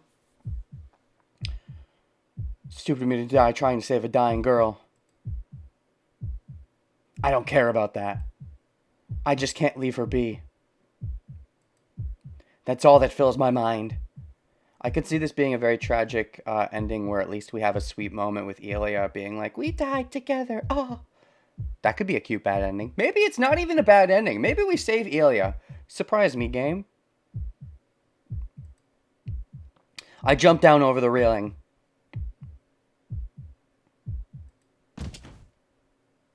Tosaka and Shinji both look in surprise at the intruder, but the man does not even look at me. Yeah. Tosaka. Wait, the intruder. I am the intruder. Tosaka's looking at me, but I'm not an intruder to Tosaka. I mean, I get it. She could be surprised by me doing it, but yeah. Gilgamesh would not concern himself with a worm such as me. Shinji, though, would be like, a worm that's funny because of the motto bugs. Shinji, though, would be like, you! Or, kill that man and watch me enjoy it. Or, I'll kill him. As long as you make sure he doesn't hurt me. The man does not even look at me. The man reaches for the girl's body. Yamero! Yamero! Ah, called it. Oh, he added a little bit extra after that. Okay. I yell, Yamete kudasai! I stop him with all my might. I don't think your might is much in this moment. Oh? Once again, our first real confrontation with Gilgamesh. Well, we had one with him as he saved, quote-unquote, us from Castor. However, we weren't fighting him in that case. So our first confrontation is, once again, saving him from a damsel in distress. Different damsel, though. Oh. And once again, it's an unnatural damsel. The in this game doesn't have a normal, proper damsel, usually. Like, Taiga, you wouldn't think of as a normal damsel, but she's, like, the closest to a proper damsel, and we have to save her from Shinji doing some fucking stuff in Timeline 1. But yeah, we save Ilya as a damsel from Kirei at the end of Timeline 1, and now, also, he wants Saber to be his damsel in Timeline 1, but at the end realizes that that's not working out. He's never, I don't think, really thought of Rin as a damsel. I think he has too much respect for her to do that, but it goes against, I suppose it goes against Shiro's. That's why Shiro acts so sun towards Rin, is that Shiro has this sexist mindset of, the girl should be the damsel in distress for me to save, and Rin goes against that, and he doesn't, Shiro, in theory, doesn't like it, so he's so sun, but then he has a love-hate relationship with it, and then grows to secretly really like it. But that's why I don't think in his mind he ever treats her as that. Maybe that's why he liked her so much. Yeah, is that she breaks that mold in a way that he enjoys and secretly is like, oh, maybe my sexism all along has been a problem. But anyways, oh, the man stops his arm. I think that's a new casual Gil look too. You delayed her death. Good job, Shiro. Delayed her death by how long though? And he slowly turns to me like death that found its new prey. Oh, fuck, there's an interlude. Does that mean we're not in a bad end? Going back over a month. Excuse me? From whose perspective? He was summoned in this world before anyone else. Berserker. Berserker interlude? Oh, so Berserker's still gonna live. Wait, no? Is he dead? But interlude? But he's... This has to be Berserker interlude. I feel like that's who this has to be. Is that they're doing a... Okay, would they do... Okay, did I choose right then? Alright, I guess that does... Okay, I can see the logic behind Gilgamesh just knowing all along that we're there, and when we run away, he just kills us, and him being impressed at our bravery for attempting to save her, that he lets us live. I could see that being the reason this isn't a bad ending. But, I was still expecting it to be a bad ending because, like, you know, Rin did that whole, oh, don't do it, which maybe we're supposed to go against anyways, but, the reason I expected this to be a bad ending, I guess, goes into the idea that Shiro already saved Rin once. He saved her from an impossible situation, so maybe he's getting in over his head attempting to save someone else from another impossible situation. But he does it anyways. If he succeeds, that sends the message of, if you just keep doing this, it'll work. I wonder, I think in theory... Doing it the second time and it succeeding is almost too hopeful, in theory. Like, doing it the second time, I feel like if it leading to failure is more of a wake-up call and maybe would lead to the cynical route. But maybe the idea is that he's trying to be better than that version of Archer. Still, there's a certain amount of luck if he doesn't actually have the smarts to predict how people will act. Like, if he's not thinking on some level... Oh, yeah, of course, Archer has a plan all along and won't let Rin die. Or, oh, yeah, of course, Gilgamesh has just the right personality. Assuming that's where this goes and Berserker doesn't save us. If he's not still alive. Of course, Gilgamesh has the right personality to be impressed by us so he doesn't kill us. But, like, that's such a luck thing as opposed to actually succeeding because of any amount of thought process. Now, I get that the idea with Archer and him being the cynical future is that he has the thought process, so the idea is eventually this does go wrong for us, and we have to accept that we need the thought process, I suppose. There should be a good middle ground, though. If it's just, emotion every time to save them, that I feel like isn't the healthiest either, and still goes into his death-seeking tendencies of, I'm willing to save someone even if it means my life is being sacrificed.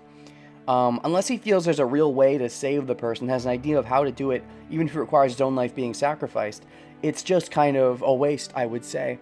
Like when he saves Rin, unless there's a subconscious part of him that knows Archer will bail them out, he's probably just gonna die anyway, and then Rin's gonna die as well, is the idea. And I think Ilya would die as well in this circumstance, too. I thought that would be the bad ending, is them dying together, and that could have been interesting, kind of cute. And tragic, of course. But, yeah, I think it sends the message that this suicidal way of life can work for him, which I think is a bad message and should at some point be met head first with a problem. But maybe they are saving that towards the end of the pathway, and for sure to have more of a talk with Archer once, I don't know, Shiro's ready to more properly develop past this state of being. Rin at the end of the day is just a kinder version of Archer's words, saying his way of life is dumb. Yeah. Going back over a month, he was summoned in this world before anyone. Alright, Berserker backstory, okay. If these are his dying thoughts, it's a little lame. I guess, okay. I guess it could work as dying thoughts if we get an idea of his connection with Ilya, then we save Ilya, and then Ilya tells us about the connection with Castor as much as she can, but then we still need to rely on Lancer anyways, maybe? I could see that. Okay, I could see that being a reason they bring him back, is to show Berserker's dying thoughts. If he manages to even still at this point live and protect Shiro and Ilya and let Shiro escape with Ilya, if that's how we get away.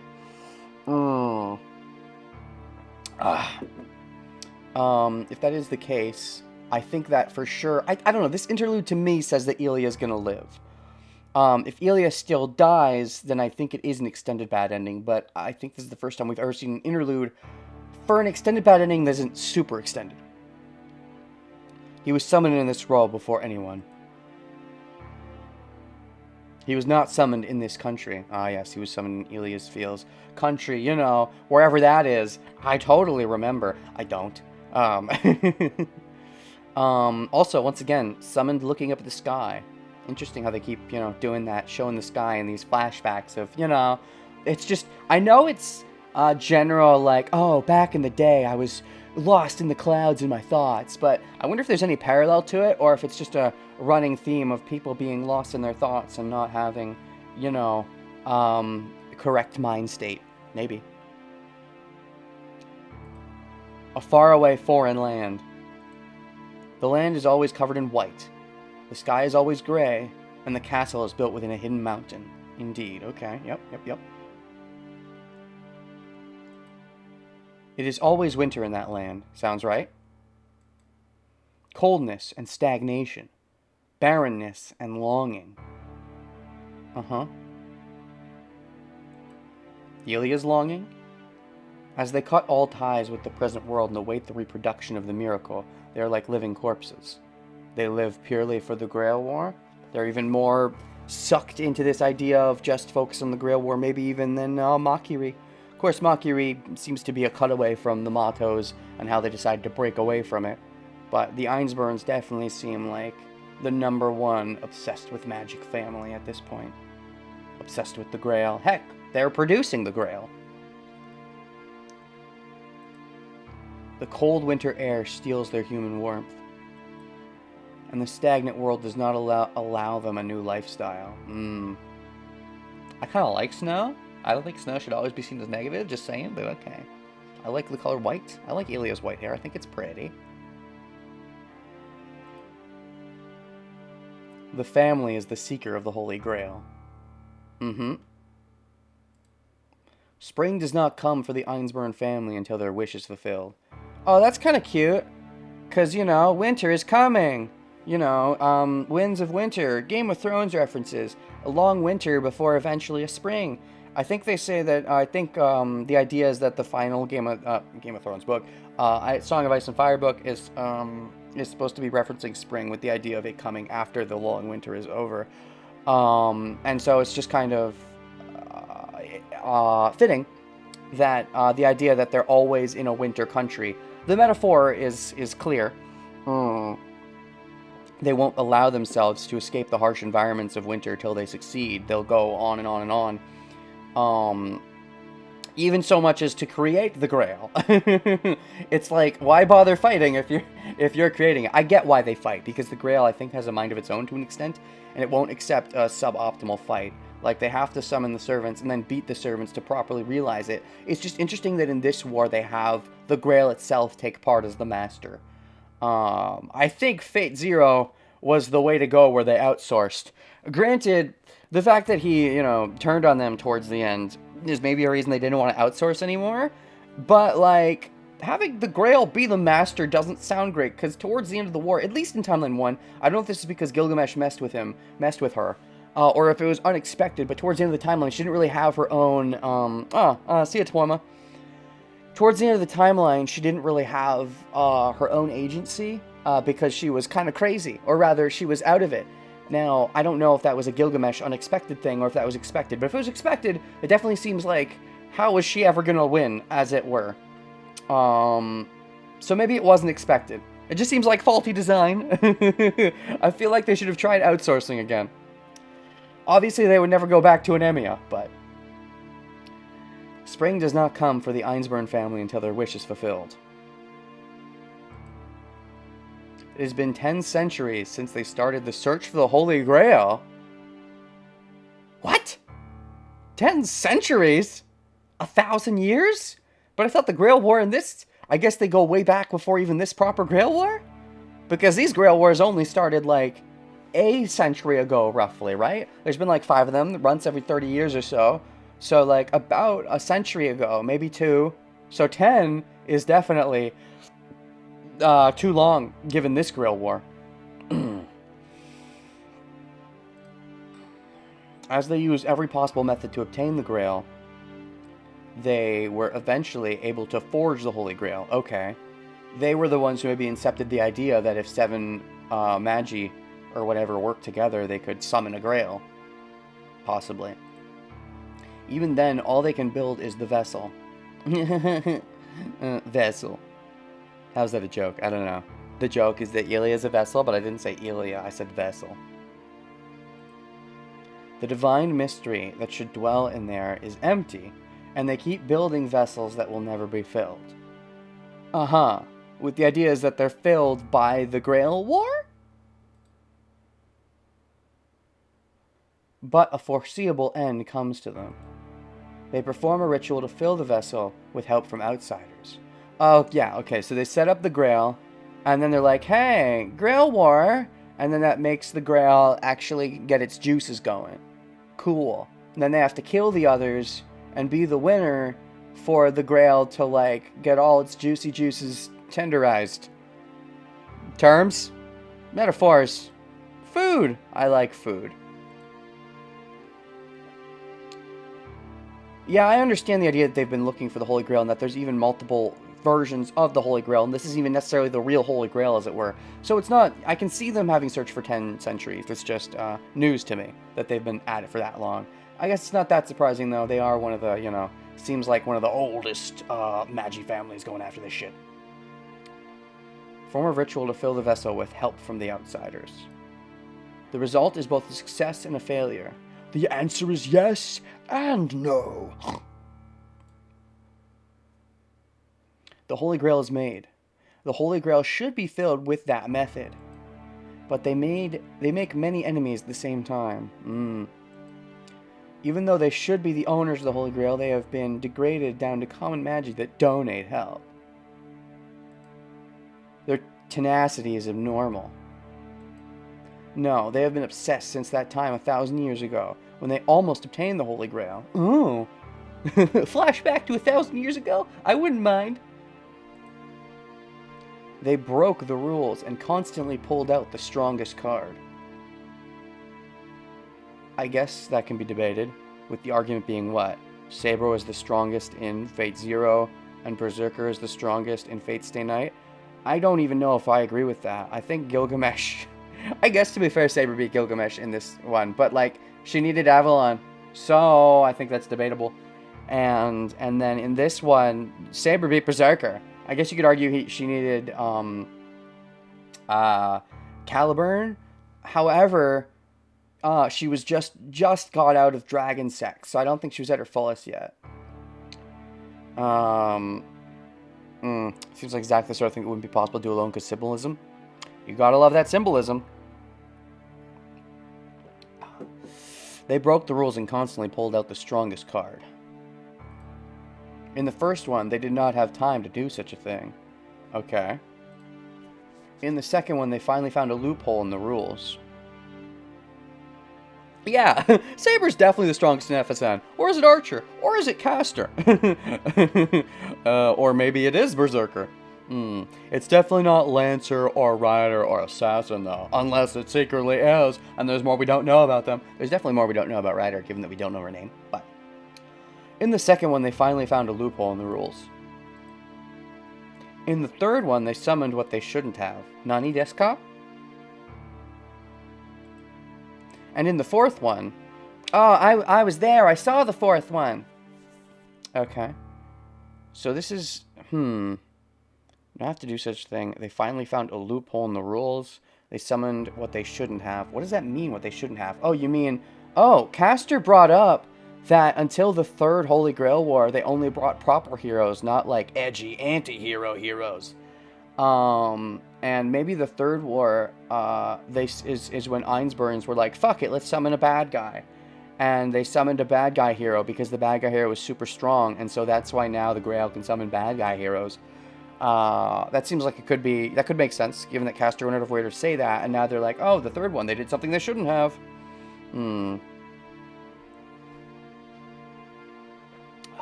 Don't forget what Lancer's weapon can do against non-Shiro life forms. Maybe the third war fucked everything up. I mean, you say Lancer's weapon can do that against non-Shiro life forms, but it's so far not yet once successfully killed someone. Maybe in some bad ending, Gaebolg has killed Shiro, but despite it always killing for sure, I don't think it's ever killed yet. In the first one, they summoned what they third one, they summoned what they shouldn't have, and in the fourth one, second one, they found a loophole. Interesting. The fourth one, Fate Zero. Oh boy. They were sure of their victory, having the strongest card and its master. Yeah, that would be Kiritsugu with Saber. The strongest card in that one was Saber, so what, the strongest card wasn't Saber in this one? Berserker's even stronger? Debatable. Okay. I thought Saber's always the strongest. Why didn't I get that Saber again? Gosh. The result was a total failure. I know, I saw it. The servant and the master they selected betrayed them. I don't know that the servant ever betrayed them. Round 3 you summon like a berserker that was extra crazy. I don't know if they summoned berserker, I just think they summoned like a bad guy. Berserker, Hercules isn't that bad. I think Heracles is like kind of a cool bro. I think they summoned just a bad guy. It doesn't even have to be berserker in round 3, I'm assuming. I'm assuming they summoned the first bad guy hero. But, the servant and the master they selected betrayed them. The master definitely betrayed them. I don't know if the servant ever betrayed them. I know that Saber had her own wish, but, I mean, I don't know if she would have used the wish in lieu of, the Einsburns getting anything. Maybe the idea is that they were both planning to always betray them by using the, Grail without giving the Einsburns a chance. I suppose there's a debate for that, but... Extra edgy assassin, yeah. It could just be an evil caster. Caster in Fate Zero is kind of a douche, so, and the caster in this one seemed like a douche on the surface, but, you know, it seems like there's more to him.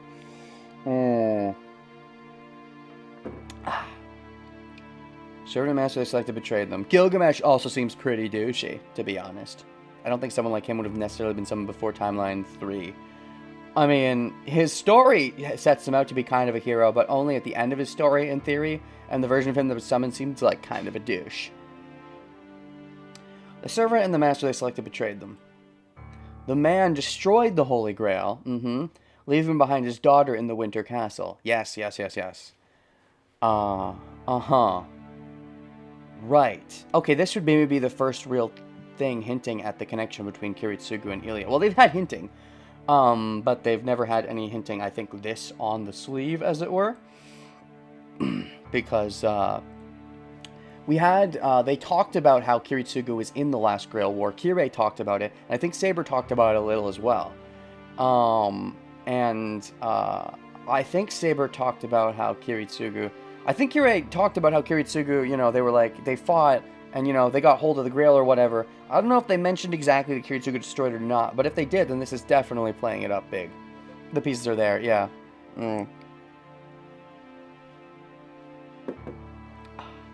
Leaving behind his daughter in the Winter Castle.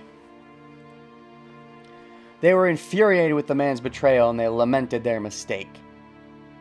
Without zero context, it's hard to piece them all together. Sure. I feel like, I want to say, especially given the, given that they've already brought up that Kiritsugu was a contender, and there was alludes where they were both talking about daddy issues in the park together, Shiro and Ilya. I think I would have had, at least as a crack theory, I would have thought of that already. But with this saying that a man destroyed the Grail, specifically a man, and then left his daughter behind, I think that would have been my big tipping point of, I'm pretty sure that's Kiritsugu.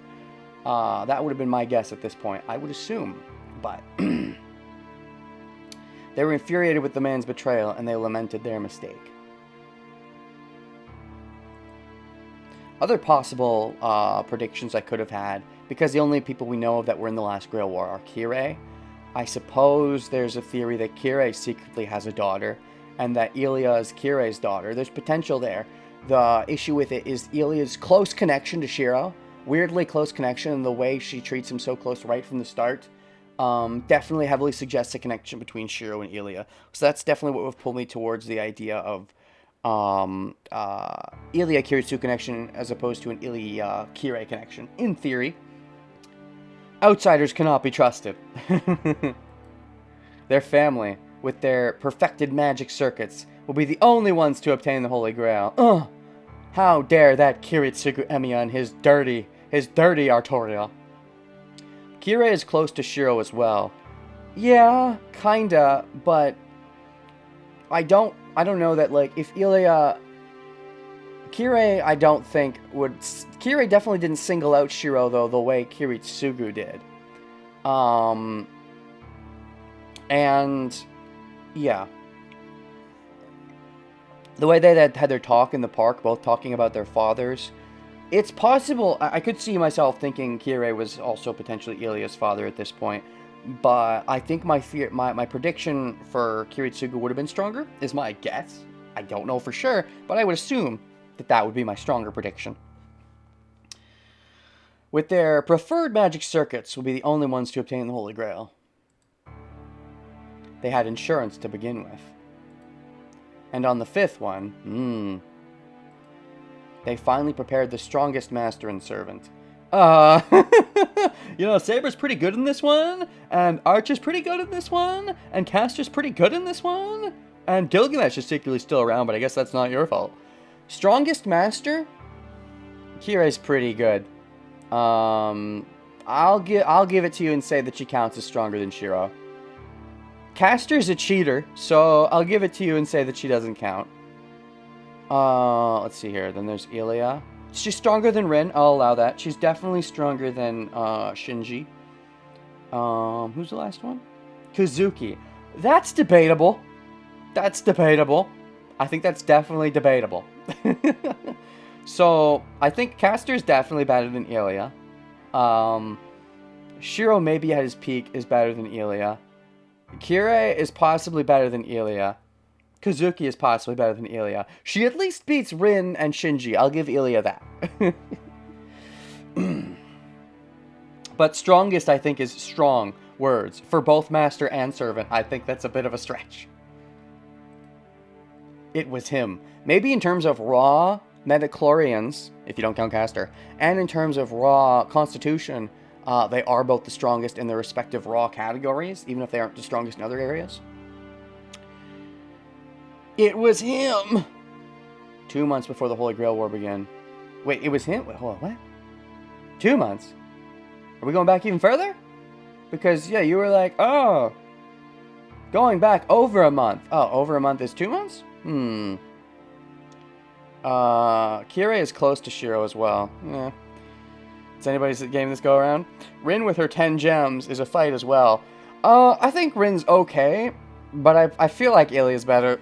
I'm just gonna, I don't know, maybe it's my bias of Ilya being best girl, but I think Rin has some stops she can pull out because of her gems, but I think Ilya's just generally better. That's my opinion on the matter. Then again, Rin did summon Shiro, and Shiro's pretty great, so... 2 months before the Holy Grail War began. Every rule was broken for him, Berserker to be summoned. Right, because the Grail vessel they were using summoned Berserker. Definitely sounds like cheating, at least they're acknowledging it. Rin killing Herc shows her raw power is insane. He was pinned down, and yeah, she has potential with her gems, but it's like a limited resource. We haven't really seen Ilya fight on the front lines, but we know that she's got very high metachlorian count, so I'm kind of going based off that. And her ability to fairly effortlessly control Berserker, despite Berserker normally being fairly hard to control for such masters. Every rule was broken for him, Berserker to be summoned. The days that followed were to only hurt the master. Oh no, Ilya was hurt. I don't want Ilya to be hurt. I like Ilya. Okay, some nice backstory chemistry between Ilya and Berserker. That makes me happy. I've wanted this for a while. Also, I also like Ilya. It seems surprising they're having it after so long of after so long of tunneling on Castor and Rin to an extent, the shift in focus to Ilya is interesting, but I suppose it works with Shiro's narrow-mindedness on both Rin being his waifu for this timeline and Archer being his enemy and Castor being the supervillain he has to beat, which are all kind of incorrect statements potentially.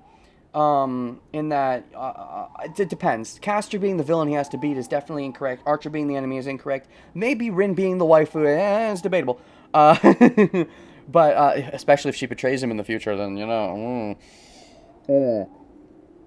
the fact that he's narrow-mindeding on there maybe means is symbolic of the fact that now expanding his view means we get getting more insight shows Shiro maybe starting to develop into what he really wants to be that can potentially surpass the version of him that becomes Archer in the future and stays away from the narrow-mindedness.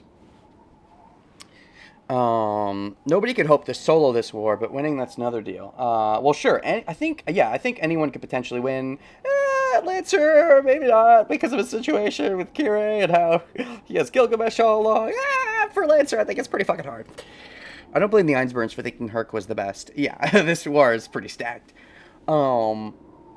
But Lancer, I think, is going to have a hard chance of winning. Ryder, unless there's stuff we don't know about her, which I think there's definitely stuff we don't know about her, because we don't know her name, has a hard chance of winning because she was the first to die twice in a row. But, but I think a debate can be made that most everyone has a fair chance of winning, though I think Gilgamesh has maybe a slightly highest chance of winning. I think he's got the highest chance, and he's the cheater of the group.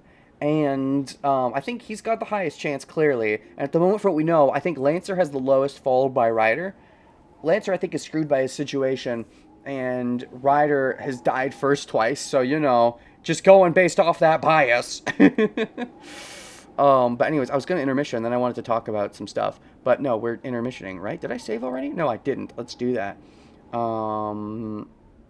Yes, so I skipped this one. There's a choice here. I'm not... Yeah, okay.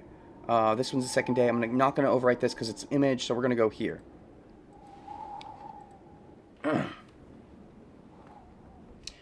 War is pretty stacked.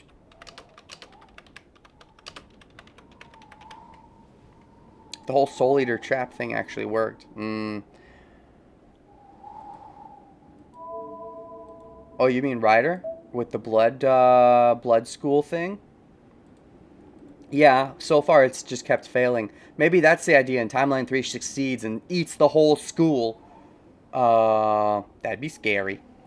That'd be very dark. I doubt it. I feel like Timeline 3 is the one where Shiro really comes into his own as a superhero. If he lets the school actually get eaten in Timeline 3, dark. Darker than I'm expecting. Here's my ranking of servants to win the war in their initial circumstances once Shiro summons Saber from what we know so far. 1, Gil. 2, Archer. 3, Castor. 4, Herc. 5, Saber. 6, Rider. 7, Assassin. 8, Lancer.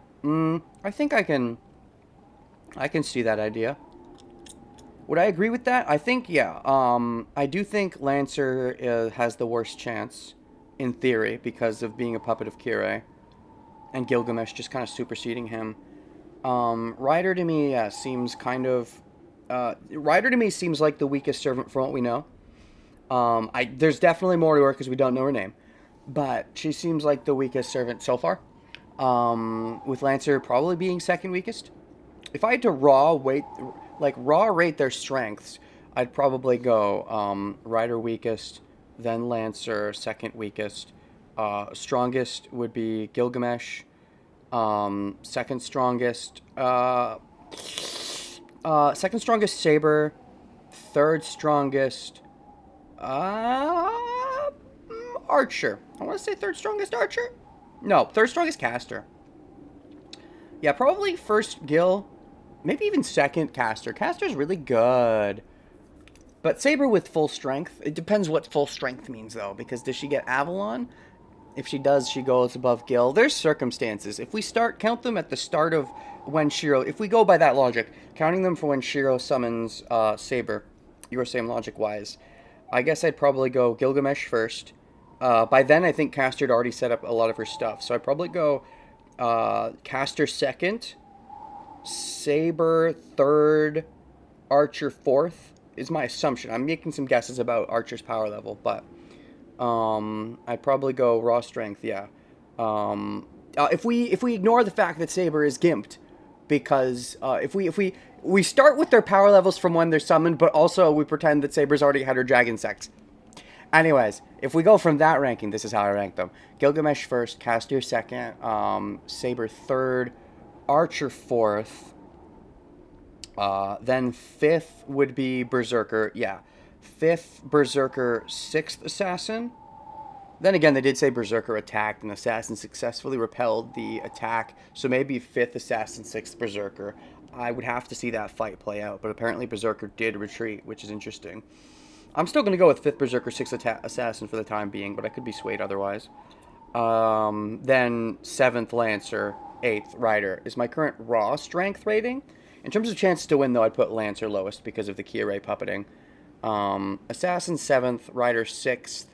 I think I'd probably agree with that. Assassin winning seems rare, given that she's being used by Caster. Rider 6th seems fair. 5th, Saber, because she doesn't have the Dragon Sex. I think that's also fair, yeah.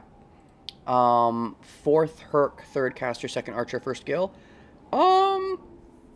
First Gil I agree with. As for second Archer, third, like, if Lancer has a real chance of winning the war, he basically needs to trade Masters, I would say, because Kira is not working for him. That's what really is hurting him, I would say, as far as chances of realistically winning the war. Let's see, second Archer, third Caster. From the very beginning of the war, I don't even think I would agree with that. I think I go from the beginning of the war, we get first Gil, second Caster. I think due to Archer's nature, yeah, I could still put him at third. I think I'd go, I think I'd do that. First Gil, second Caster, both in terms of strength and in terms of chances of winning. Then I'd go, but then yeah, I'd drop Saber a bit because of the whole Dragon Sex thing. And go third Archer, fourth Herc, fifth Saber, sixth Rider, seventh Assassin, eighth Lancer. Sounds correct to me. So I just swap second and third in terms of chances of winning. From Wise's list. But in terms of raw strength, yeah, I think Rider's at the bottom. But, anyways, the days that fall were only to hurt the Master. The command spell engraved all over the girl, we've seen that, was used to control Berserker. It only hurt her. That sounds bad, though. I don't want Ilya to get hurt, because I like Ilya and stuff. Command spell all over the girl was used to control Berserker. Makes sense. Give him complete dominance. Maybe, yeah, maybe they just used one command spell, and it was enough. Or maybe she has unlimited command spells because of the Grail. But maybe one command spell was enough with how strong she was to fully control Berserker, despite how Berserker normally is hard to control, and it usually a general command spell like that wouldn't be good enough. But, you know, Ilya, that metachlorian count, also the connection to the Grail, you know, that helps. It did no good as a magic circuit and only drained her life away. Ouchies. Even the slightest move on Berserker's part caused the girl to scream in pain. Oh no! What changed? Did they have to have like a talk in their inner minds for her to understand Berserker? Or is she always having pain this whole time? And maybe she talked with Berserker and got over the pain, but secretly on the inside she's always been in pain? Because that would be so sad. I don't want her to always be in pain. Hopefully she got over the pain. Oh no, Ilya. So much for best master if she's so much in pain. It was only natural. The Holy Grail would appear in 2 months. The only thing keeping him in this world were the girl's magical energy and her command spell. Berserker was not created from the magical energy of the Holy Grail. Say what? Even if the girl may have been special, to keep Berserker in this world using her own magical energy was like having her life taken away. Oh, wait, so they cheated? Because the Holy Grail would never summon him to her because she is the Grail. So they cheated? Is that what we're saying? Berserker was not created from the magical energy of the Holy Grail. Even if the girl may have been special, to keep Berserker in this world using her own magical energy was like having her life taken away. So, the Berserker's not here because of the Grail and just from her own energy? That means, yeah, her metachlorian count is stupidly high. Okay.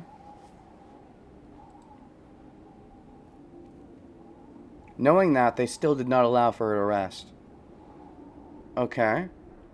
Has she not just been allowed to sleep? Because if she goes to sleep, there's a risk he goes away? They did say they broke all the rules. And yet there's no other Berserker. They still have the Berserker. Yeah. I mean, to be fair, a bunch of rules have already been broken.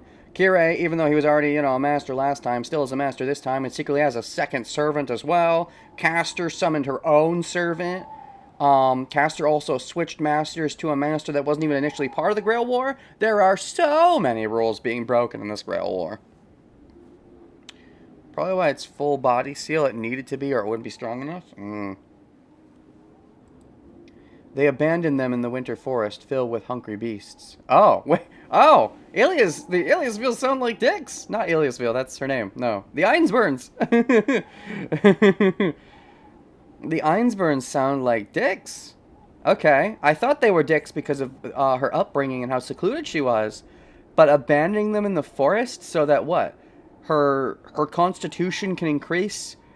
She can learn to fight with him and not constantly be in pain because of having to do the magical energy that keeps him in this world. So maybe Berserker getting killed is actually a big weight off her shoulders. I assume she learned to live with it like trained weights, but in theory she would get so much stronger once she doesn't have the burden of Berserker anymore. They gave them over to possessed corpses. They threw them in a waste yard full of failures. Uh-huh. The only way for the girl to survive was to rely on the giant she had been given. Okay, they gave her a bit of a training arc. A bit of a disgusting training arc. Abandoned in the forest, some beasts, possessed corpses, a waste yard full of failures. The works. Or is that all meant to be one scenario? I assume that's 3 scenarios, but Summoning a second Berserker would require someone else to break the rules, too. I suppose. I mean, this isn't a Grail summoned Berserker, though, so it's already kind of cheating. And theoretically, there should be another Berserker, but I guess they set up some malarkey where they were able to summon a Berserker without using the Grail to summon the Berserker, and they overwrit that the Grail was going to give the Berserker because the Grail wouldn't have given the Berserker to the Grail or something. She survived the harsh trials that could not be called training. I mean, I already called them a harsh training arc, but sure. Trial by fire, as it were. Swift bird of the nest, indeed. She would let the giant attack the oncoming enemies. She would let out screams of anguish, but she allowed him to attack every one of her enemies. Oh yeah, because whenever he moved, even him moving caused her pain. So him attacking would cause her even more pain. So it's like, as he tried to protect her, it caused her more pain. That sounds so painful. Oh, I already liked Ilia and felt bad for her because of, the Kiritsuga situation, but now I feel even more bad for her. The Tosakas seem the most sane Magi family. Compared to the Einsburns and the Matos, yeah, Tosakas seem pretty okay. I mean, I still think Rin's dad's kind of a dick. But I mean, I think he's only a dick in the terms of Magi are generally dicks, and he's a general dick. But, yeah, this Makibi guy, the Matos, and the Einsburns seem, I wonder if they're going to put a face to the name, or if they're just going to be like, Einsburns are bad in general. They've been spending some time building up this Makibi person, where they haven't really spent up any time much building up, this secret bad person heading the Einsburns, so they might just not bother, which is fine. They don't need to have a bad person to get mad at. They can just have the family in general. But she allowed him to attack every one of her enemies. It's arguably more fitting that they don't give a bad person to associate with the Einsburns, because it adds to Ilia's seclusion. The idea that, if she does have, any grandpappies or whoever, they are just isolating her, not even coming in contact, which increases the isolation that we never see anyone she ever contacted with to understand that part of the narrative. But anyways, She would let out screams of anguish, but she allowed him to attack every one of her enemies. He does not know himself when the process became a special one for him. If they're so closely connected, if she's actually having him in this world with her own magic energy, I could definitely see why they have such a strong bond in theory, despite him being a berserker. In contrast to her young appearance, she hated whining. Sounds like Ilya. Also, but she would whine about whining. Things she hated, she would whine about. She doesn't want to whine, but she whines when she approaches something she hates. Everything that came out of her mouth was an insult. Given how much pain she's in, I can't blame her.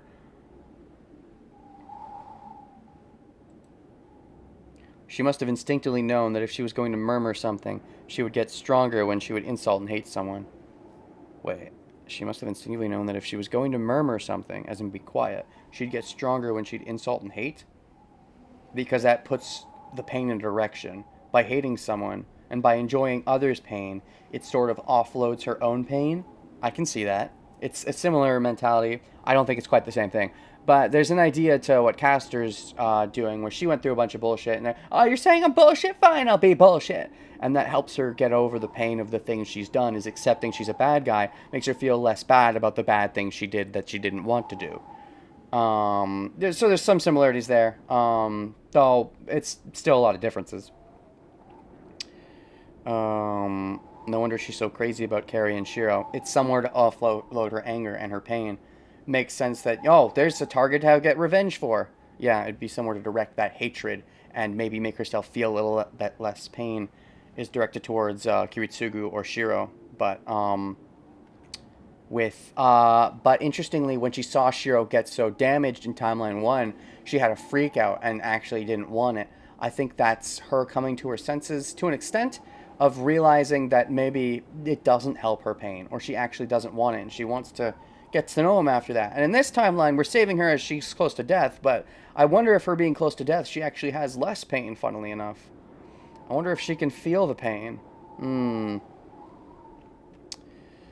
Tom's Tom, you are not early. Not even close. She would get stronger when she would insult and hate someone. The girl scorned Berserker for being ugly and cursed his existence. Ooh. So first you hate Berserker, but then you grow to love him. It was only natural. How, you calling Heracles ugly? How dare you? The girl would not have had to suffer if he had not existed. Oh, that's a very fair point. Very fair point. She would not have been thrown in hell if she had not been chosen as a master. She was still going to be the cup either way, I assume. Maybe not, but I assume she was destined to be the cup either way, so she probably still would have suffered either way.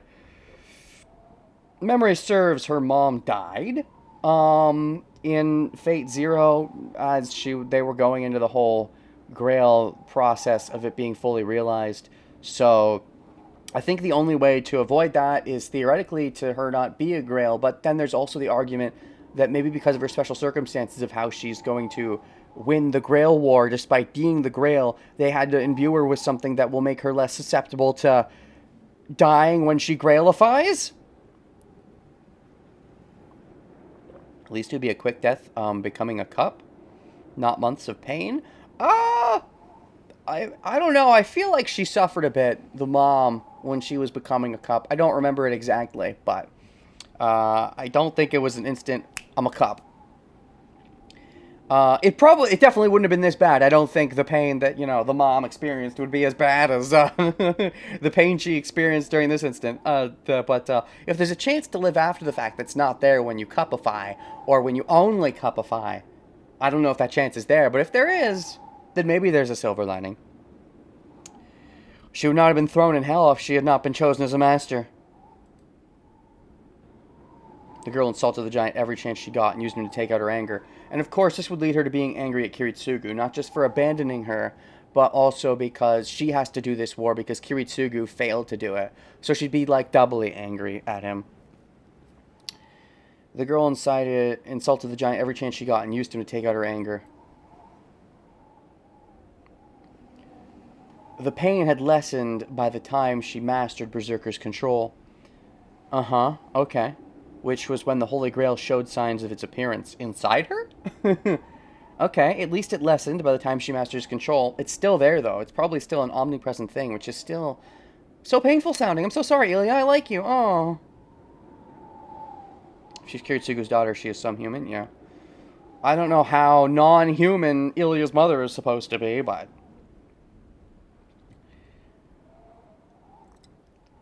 The girl took away the giant's sanity, as if in revenge.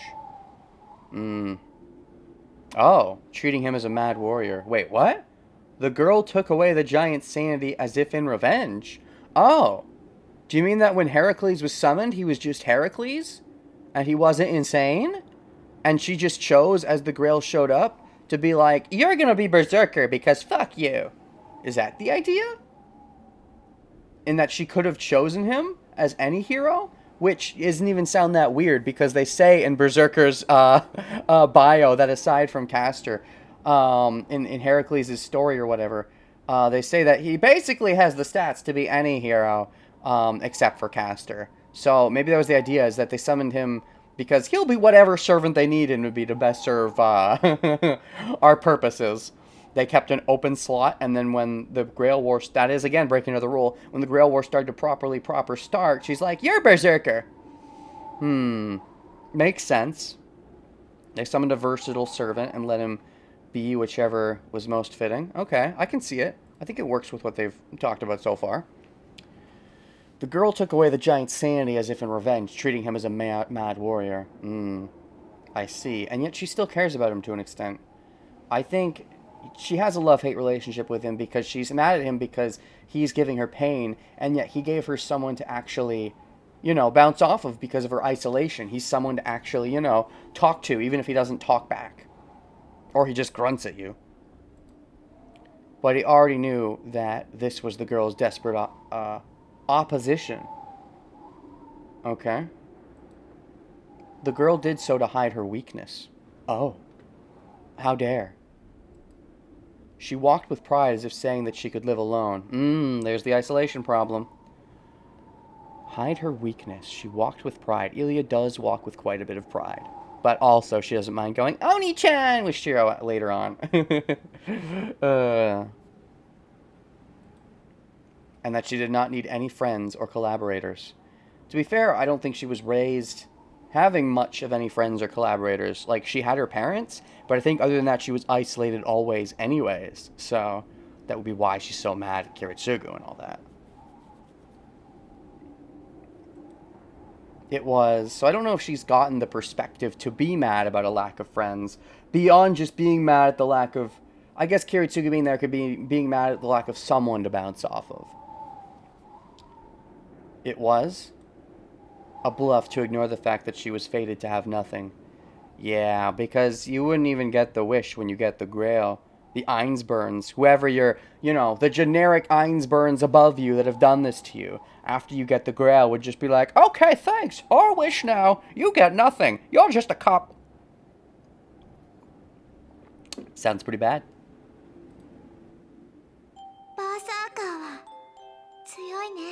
Ooh, this song. We might have heard this before with Ilya. It could also be new. I think it's a little bit of a twist. I think we've heard a similar song, but in a faster pace. When Ilya was trying to convince Shiro, or possibly when she succeeded in one timeline. The best ending, where it becomes a homunculus. But this seems like a more slowed down version. You're strong, Berserker. Oh, what a good image. The Winter Forest. I love it. Oh, it's, oh, I love that, the way that relationship of the cute, petite, girl and the big, scary guy, and how she's like, you don't scare me, and that kind of thing. I like her being set up with the all-white clothes. It's a nice image. Definitely gotta make an obligatory save because I don't have a gallery. Let's see here. Yeah.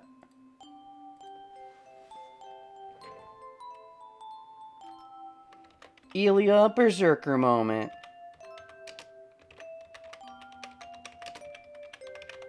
Daw. Did I spell Ilya wrong? Fuck it. Her insulting Herc also implies that she trusts him with her feelings. Yeah, I suppose that's true. Kind of like how, kind of like how Rin, is normally so, pretends to be so perfect, but then lets her guard down around Shiro, because she likes the idea of that relationship. So it shows another parallel between Rin and Ilya, which we've already talked about. There's a lot of. So the idea that she's letting her guard down around Berserker, being willing to insult him and not just, accept her place in the world, as it were. Because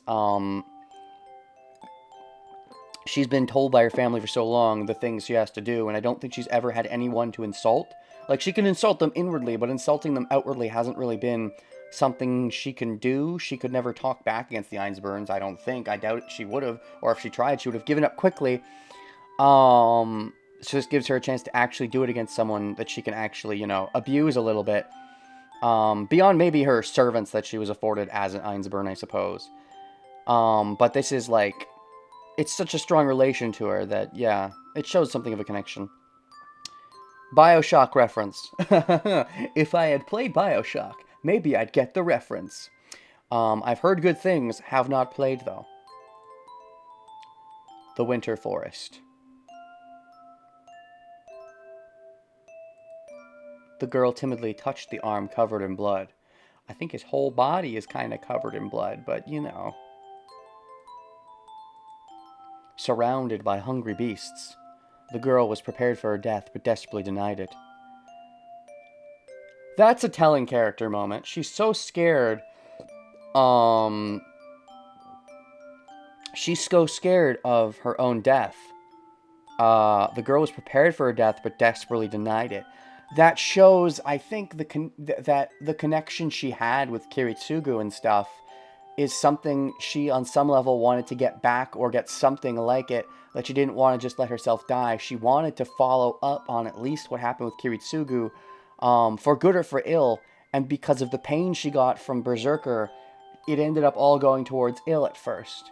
But she didn't want to let herself die until she followed up on that, I think, which is why she was so afraid of the death. I think that's where that fear comes from. You'd think someone who's so isolated for so long wouldn't care, but she had a taste of what, some kind of life with a family was like in her younger years. Of course, the obvious connection of him being her dad in place of Kiritsugu. Yeah, I think I talked about that a bit in Timeline 1 as Berserker was dying, that might be the idea behind their connections, that for Ilya, he was a replacement father figure. At that time, he was not able to move without an order from his master, and he was the first to be attacked by the beasts. The beasts would be more afraid of him. Makes sense they go after him if it seems like he's protecting her. The whole pain thing makes a sudden change of attitude in the Fate route make more sense. I feel like the change of attitude is understandable anyway. I could rationalize it without it, but it certainly adds to it. It explains if she suddenly loses so much pain, she could definitely see Shiro as a savior of sorts. I still feel there's rationalization even if you don't have that. She just deep down wanted to be with Shiro, but thought the responsibility of the Grail War came over that, so she had to beat Shiro with Berserker. She couldn't, either Shiro would be her familiar or nothing, but then when she gets beaten, she can openly accept Shiro. But yeah, this adds another layer with she was probably also saved from excruciating pain. But I think it's fine without it, I think it works fine without it. Having no way to win means having no reason to keep fighting. Yeah, that's basically what I was saying is about Timeline 1 with Ilya getting taken out. This is one way Ilya does not really parallel Rin. When Rin loses her stake in the war Archer, she considers herself still in the war because of her upbringing, her pride, and because she doesn't hate her circumstances as much as Ilya does, she isn't as willing to just disconnect herself as soon as she's given an opening. Rin, she might have some problems with her upbringing, but it was definitely not as bad as Elia's, so she's not as willing to jump at the chance to break free from all that bullshit. So when Rin loses her servant, she's still like, no, this is still my fight, fuck you. But Elia, on the other hand, when she loses her servant, combined with the pain, she's in the mindset of, and wanting to be with, Oni-chan Shiro. She's like, okay, cool, I'll do it. She says that she'll take over for Shiro. If Shiro dies, she'll take Saber, which I like the idea of. Her and Rin can fight over who gets Saber if Shiro dies in one of the bad endings, I guess. But, but at the moment, beyond that, she just wants to support Shiro. She completely switches. Rin, though, yeah, she stays pretty stuck in that, because Rin, yeah, she wants to win because of the pride, whereas Ilia feels like, well, this is my responsibility in life, I have to win. I do think there's some seated issues with Rin, but they're more deep down, where Ilia's issues are more on the sleeve and obvious. So, yeah. At that time, he was not able to move without an order from his master, and he was the first to be attacked by the beasts. The beast's fangs pierced his arteries, tendons, and eyeballs. Ow! I guess Ilia was still getting used to moving him properly? Or maybe she let it happen, because she was so sick of the pain and he wasn't moving without anything that she was doing. If he was still already insane, that she just let it happen to enjoy it a little bit and then go, okay, maybe I should actually start having you fight back now. The beast's fangs pierced his arteries, tendons, and eyeballs. With the scene in front of her, the girl screamed. The thing is, even though him moving and attacking would give her pain, does him in pain give her pain? I think that's an important question. As he had his sanity taken away, he cannot recall what she said back then. Ah yes, this is a Berserker flashback. Was this after he had his sanity taken away? I would assume so, because it seems like he's getting his sanity back now in death, as it were. Well, you recall at least something. Oh, is this the thing you don't recall? Or is it, like, you're strong Berserker? Or is it something else? But the girl yelled not for her sake, but for his. Yeah, she liked that connection. Having someone to bounce off of. Even if that someone was giving her enormous pain. If that's not an unhealthy relationship, what is? Even though her body was destroyed whenever he swung his arm, she endured it for his sake. It's the first connection she's had since Kiritsugu. That's so disgusting, but I get it. That's why they were both covered in blood. Duh! She would always be covered in blood together with him. Also big... him doing attacks that might avoid him getting in pain give her pain, but she still lets it happen because she wants that connection. The giant was covered in the beast's blood, and the girl was covered in her own blood. Ooh. Strong storytelling tool. I like it. I don't like Ilia being hurt that much, but also I like it because it lets me feel more for Ilia. You know how that works.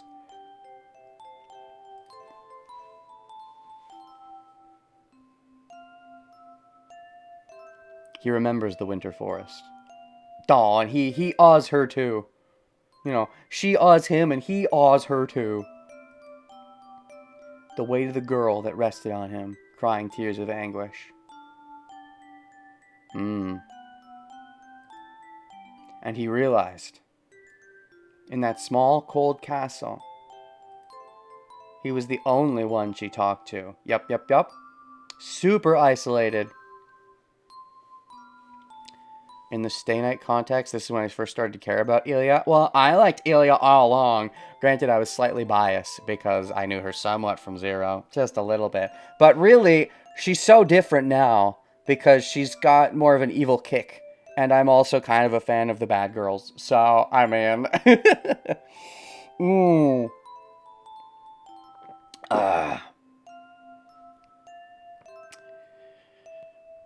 He was the only one she talked to.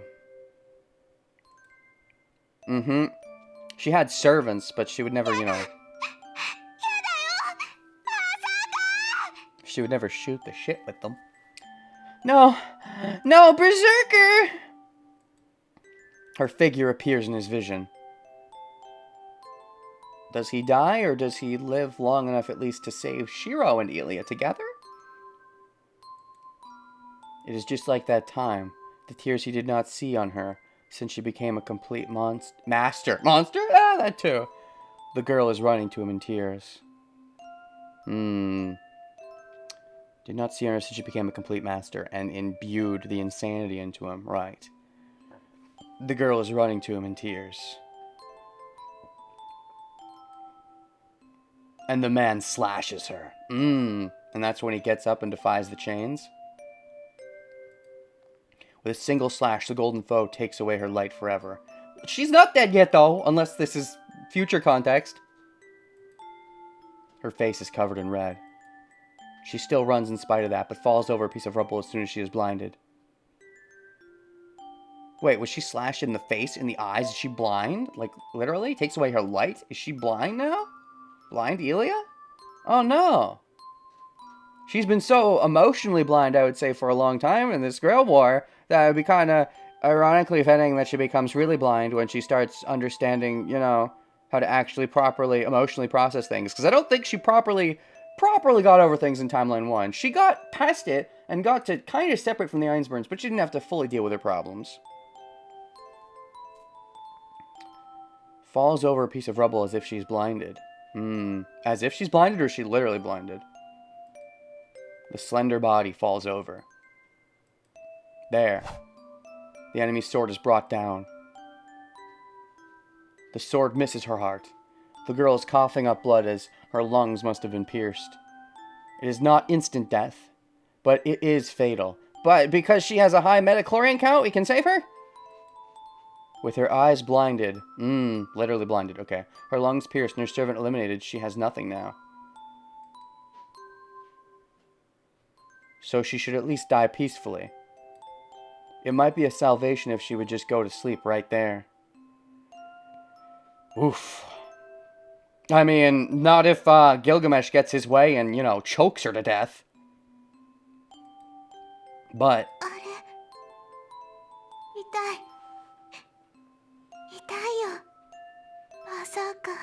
Huh? It hurts. It hurts, Berserker. Maybe that's her first time feeling pains and she got used to the pain, or first time feeling proper physical pain instead of, like, Berserker connected pain. Maybe they're like, is a different kind of pain, and it's kind of neat for her to feel not, you know, Berserker pain.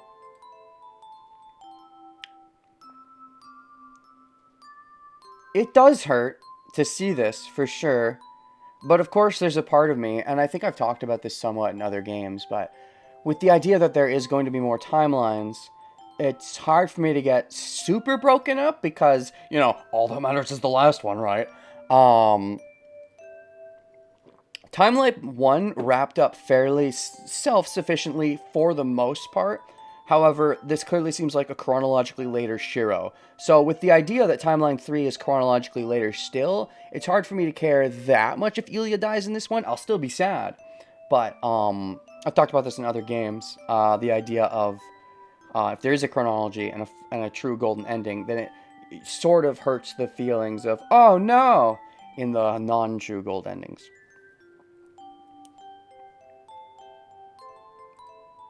The girl crawls, leaving traces of blood. Also, you know, Shiro's trying to save her, so maybe he can still succeed? I oppose that mindset because this universe still exists. True, it does exist. That's fair. I think there is merit to that, but I think there's also a bit of a get out of jail free card if, like, the final timeline, if they can just save everyone and live happily ever after. It's different, I suppose it is different if the other timelines can be more self-fulfilling. And this game has shown that with Timeline 1, that there is a self-fulfilling... it feels okay, even if they did just end it there. It's okay. And so I can see that argument more for this game than for some other visual novels. Sure, Timeline 3 could have the worst ending. I would be surprised, but... The girl crawls, leaving traces of blood. Crying in pain, she crawls towards the black giant.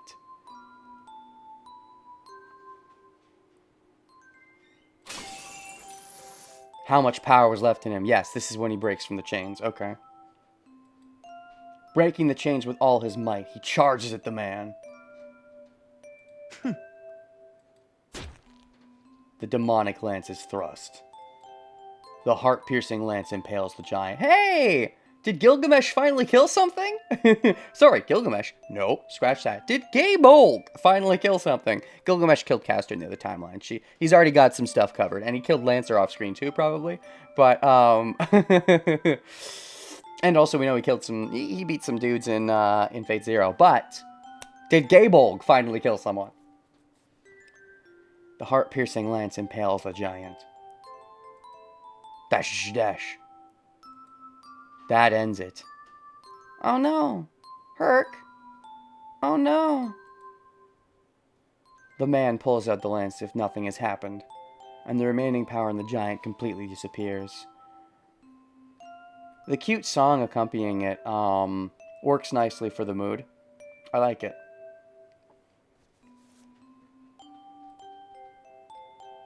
But then Shiro shows up. His body disappears? Disappears. He's donezo? Yet this is his interlude of a sort. All the power that was giving his body form has disappeared.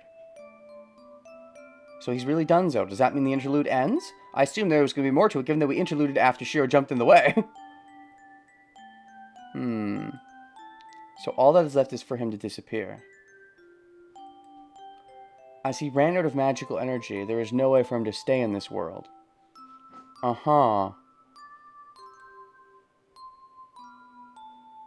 He falls. But in his last living moment, he sees the girl fumbling around for him. Aww. They do have a cute connection. Dash, dash. Power returns to his falling body. Again! For him to save Shiro this time? Because we haven't seen him make another stance yet.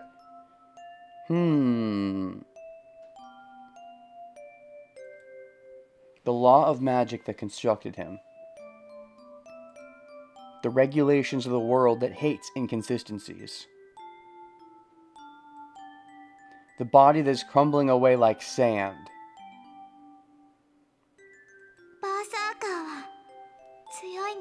You're strong, Berserker. He wants to live up to that. He wants to live up to how strong she thinks of him as. His will, his strong will. You know, just like how his will is similarly strong to Saber's, you could say.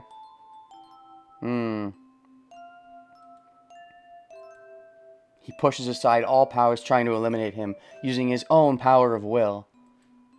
He cannot disappear yet. He is probably the only one she relied on.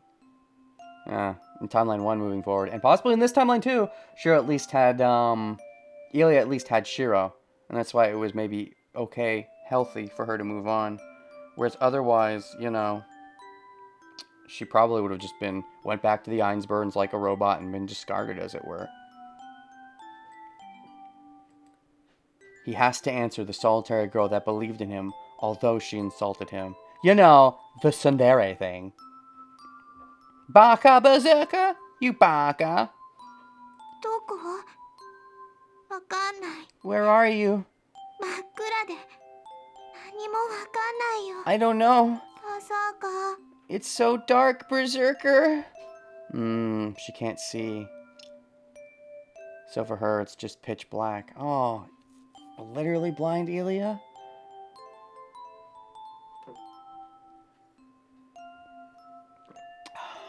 I mean, I guess he hasn't quite faded. I feel like she would sense when he's fully faded, but... Shiro is being distracted by... or Gil is being distracted by Shiro now, in theory, giving Ilya and Herc time. Yeah, but I mean, how distracting can Shiro really be? Maybe pretty distracting. Maybe we're going to interlude back, and Shiro's actually secretly whipped out his full badass mode. It's so dark, Berserker. Blinded, the girl crawls with her hands stretched out. What are you gonna do, Berserker? What are you going to do with your last breath? You say you can't disappear yet. Are you just going to give her a pep talk, or are you going to, you know, make some kind of stance? Make some kind of final destination, Fox-only destination stance? I don't know. She must want to feel him, as she cannot see now. Oh. Ooh. But can't you feel him on your inside? The blood-stained hands grope through empty space, trying to verify his presence. Dash, dash, dash, dash, dash. There is no power left in him.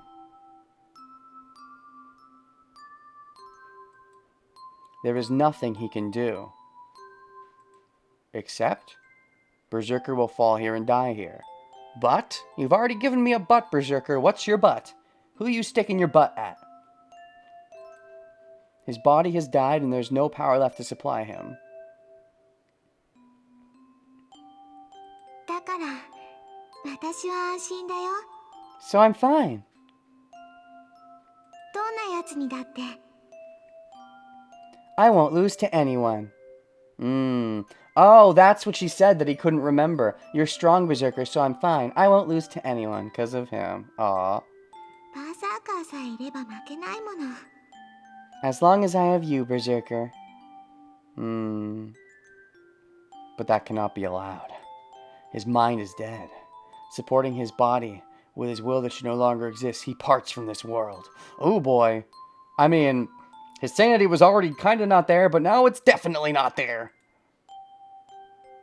His body is still standing, just as it was when he was invincible. As if to say his body has to be invincible until the very last second for the girl that depended on him.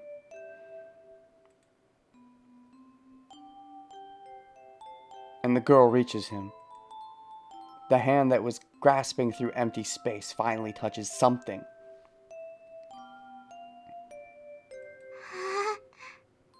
You got him. You did it, Elia. What's your prize? Living? Because maybe Shiro can succeed? Coughing up blood, the girl crawls to the hard figure.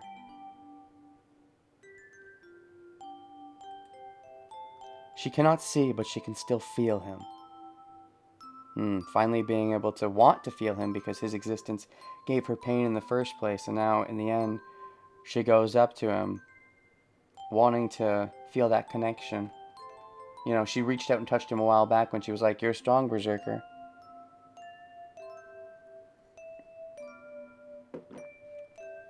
I can hope that she just lives, you know. The prize is dying happy.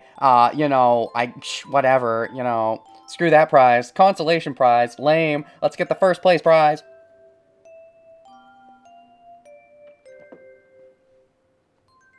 She can still feel him.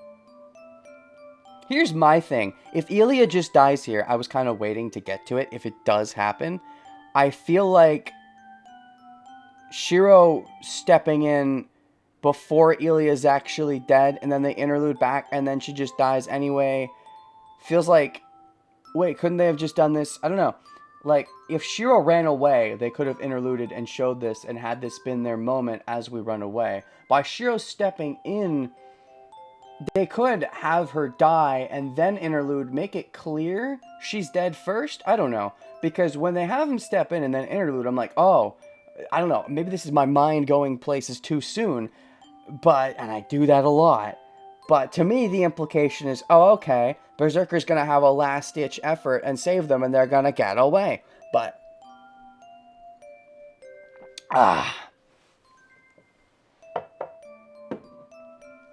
she cannot see, but she can still feel him. Berserker hasn't lost yet. Oh, Berserker hasn't lost yet. Okay. She cannot see anymore, but Berserker is still strong like always. Because Ilya's still strong? よかった。ずっとそこにいてね。まさか。 That's good, Berserker. Stay there, okay? Strength fades from her body. Fades from hers, but not from his? Even if he's summoned by her? She is hurt and scared. But it's all right as long as he's here. But how long will he be here? He always protected her. Because he had to be fair, but alright, fair. He was scary, but he was really kind. His big body was like that of a dad. Yep, you went out and said it. And she wanted for him to pick her up once. But he'd only do that on command, though, given his station. 暗くても怖くないよ。バーサーカーは強いんだもん。 I'm not scared anymore, even though it's dark. You're strong, Berserker. こうしていてくれれば、私は安心できるから。 I'm safe if you're there like that. I have another reason that I wouldn't be too happy if Elia dies like this, but I'll talk about that when it happens, if it happens. She rests her body on him. Like, I think the scene itself is good. I'll talk about this in a bit. She rests her body on him. It feels as though he'll rest one of his big, solid hands on her head. What, and crush him? But then he just fades? It's probably true. He should be patting her head when she opens her eyes, but instead he disappears? Could be patting her head for the first time. Letting himself open up to spiritually pat her head, but he's not there. Proceeds to cancel Renegade. What, because I don't like this scene? I mean, I like this. Okay, I'll explain it, but I just need to get to the end of the scene first. Also, we're actually at a roundabout when I have to stop. So, get to the scene, maybe explain it next time, because I actually have a spiel of why I kind of have a problem with Elia dying here if she dies here. ちょっと寒いね。 It's a bit cold. Oh, okay, she's gonna die then. I feel like that's the line that signals her death, basically. Because, you know, she grows up in the cold, you know, and now, but then this is her returning to the cold. Also, people just say cold when they die, but, you know, it's a fitting I'm about to die line. Okay. And then they flash back. Her body is cold. Recalling the forest from the time, the girl smiles. Happy in death? That's something, I suppose. It happened so long ago. Recalling the giant that protected her, even when injured, the girl peacefully falls asleep. Oh, sleep death! You know, the thing they did with Rin, but then they didn't really kill her, but then they did it with Saber, and Saber did die, theoretically? Frickin' sleep death, every time they use it now that they frickin' faked us out with Rin is gonna bug me, because it was the perfect Rin sleep death, and then Rin didn't die! And it's not like she needed to live in Timeline 1. Rin didn't do anything more in the plot. Her living is, like, nice, but they give her Rin the perfect sleep death, and then she lives and does nothing except, you know, it's kinda nice that she's still... Anyways. You don't know I have a problem with Elia dying. If Elia died...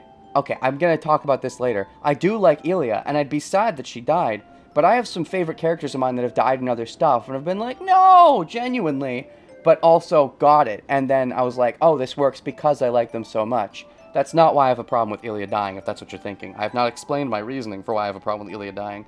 So if you know why, then you're pretty smart, because I've not explained it at all. Shiro didn't jump down, Elia would have been died screaming and alone, I suppose.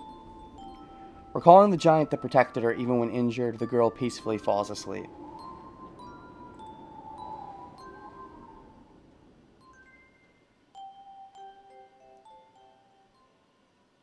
Interlude out.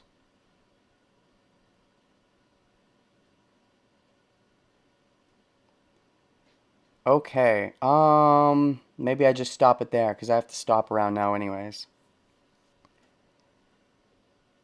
Gotta go. Well, I pretty much have to gotta go anyways. The man reaches out for the girl that went to sleep. Okay, I think the clear implication there is she's dead.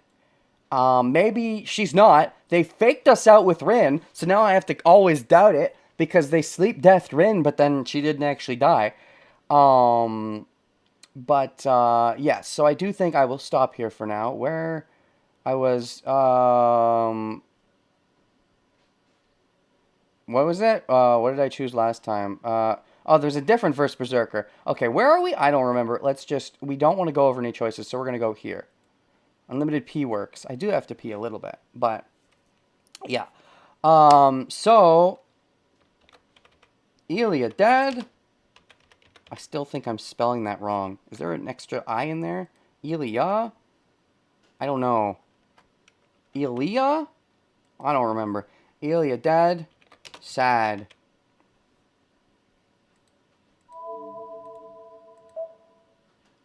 Okay, right, so I guess I'll talk about that, but I don't have time now. I do have to stop. So, I will see everybody next time on Let's Play Stream Fate's Day Night of the Blind Variety. This one's over. It was interesting learning the connection between them.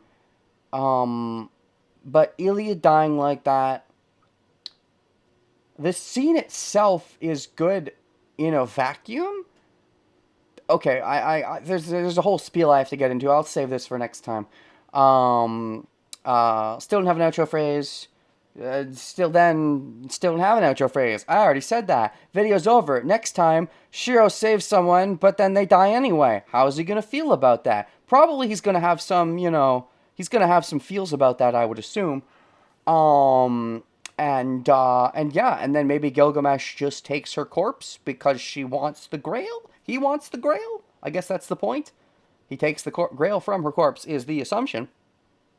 We'll see. We'll find out next time, tomorrow. See ya then.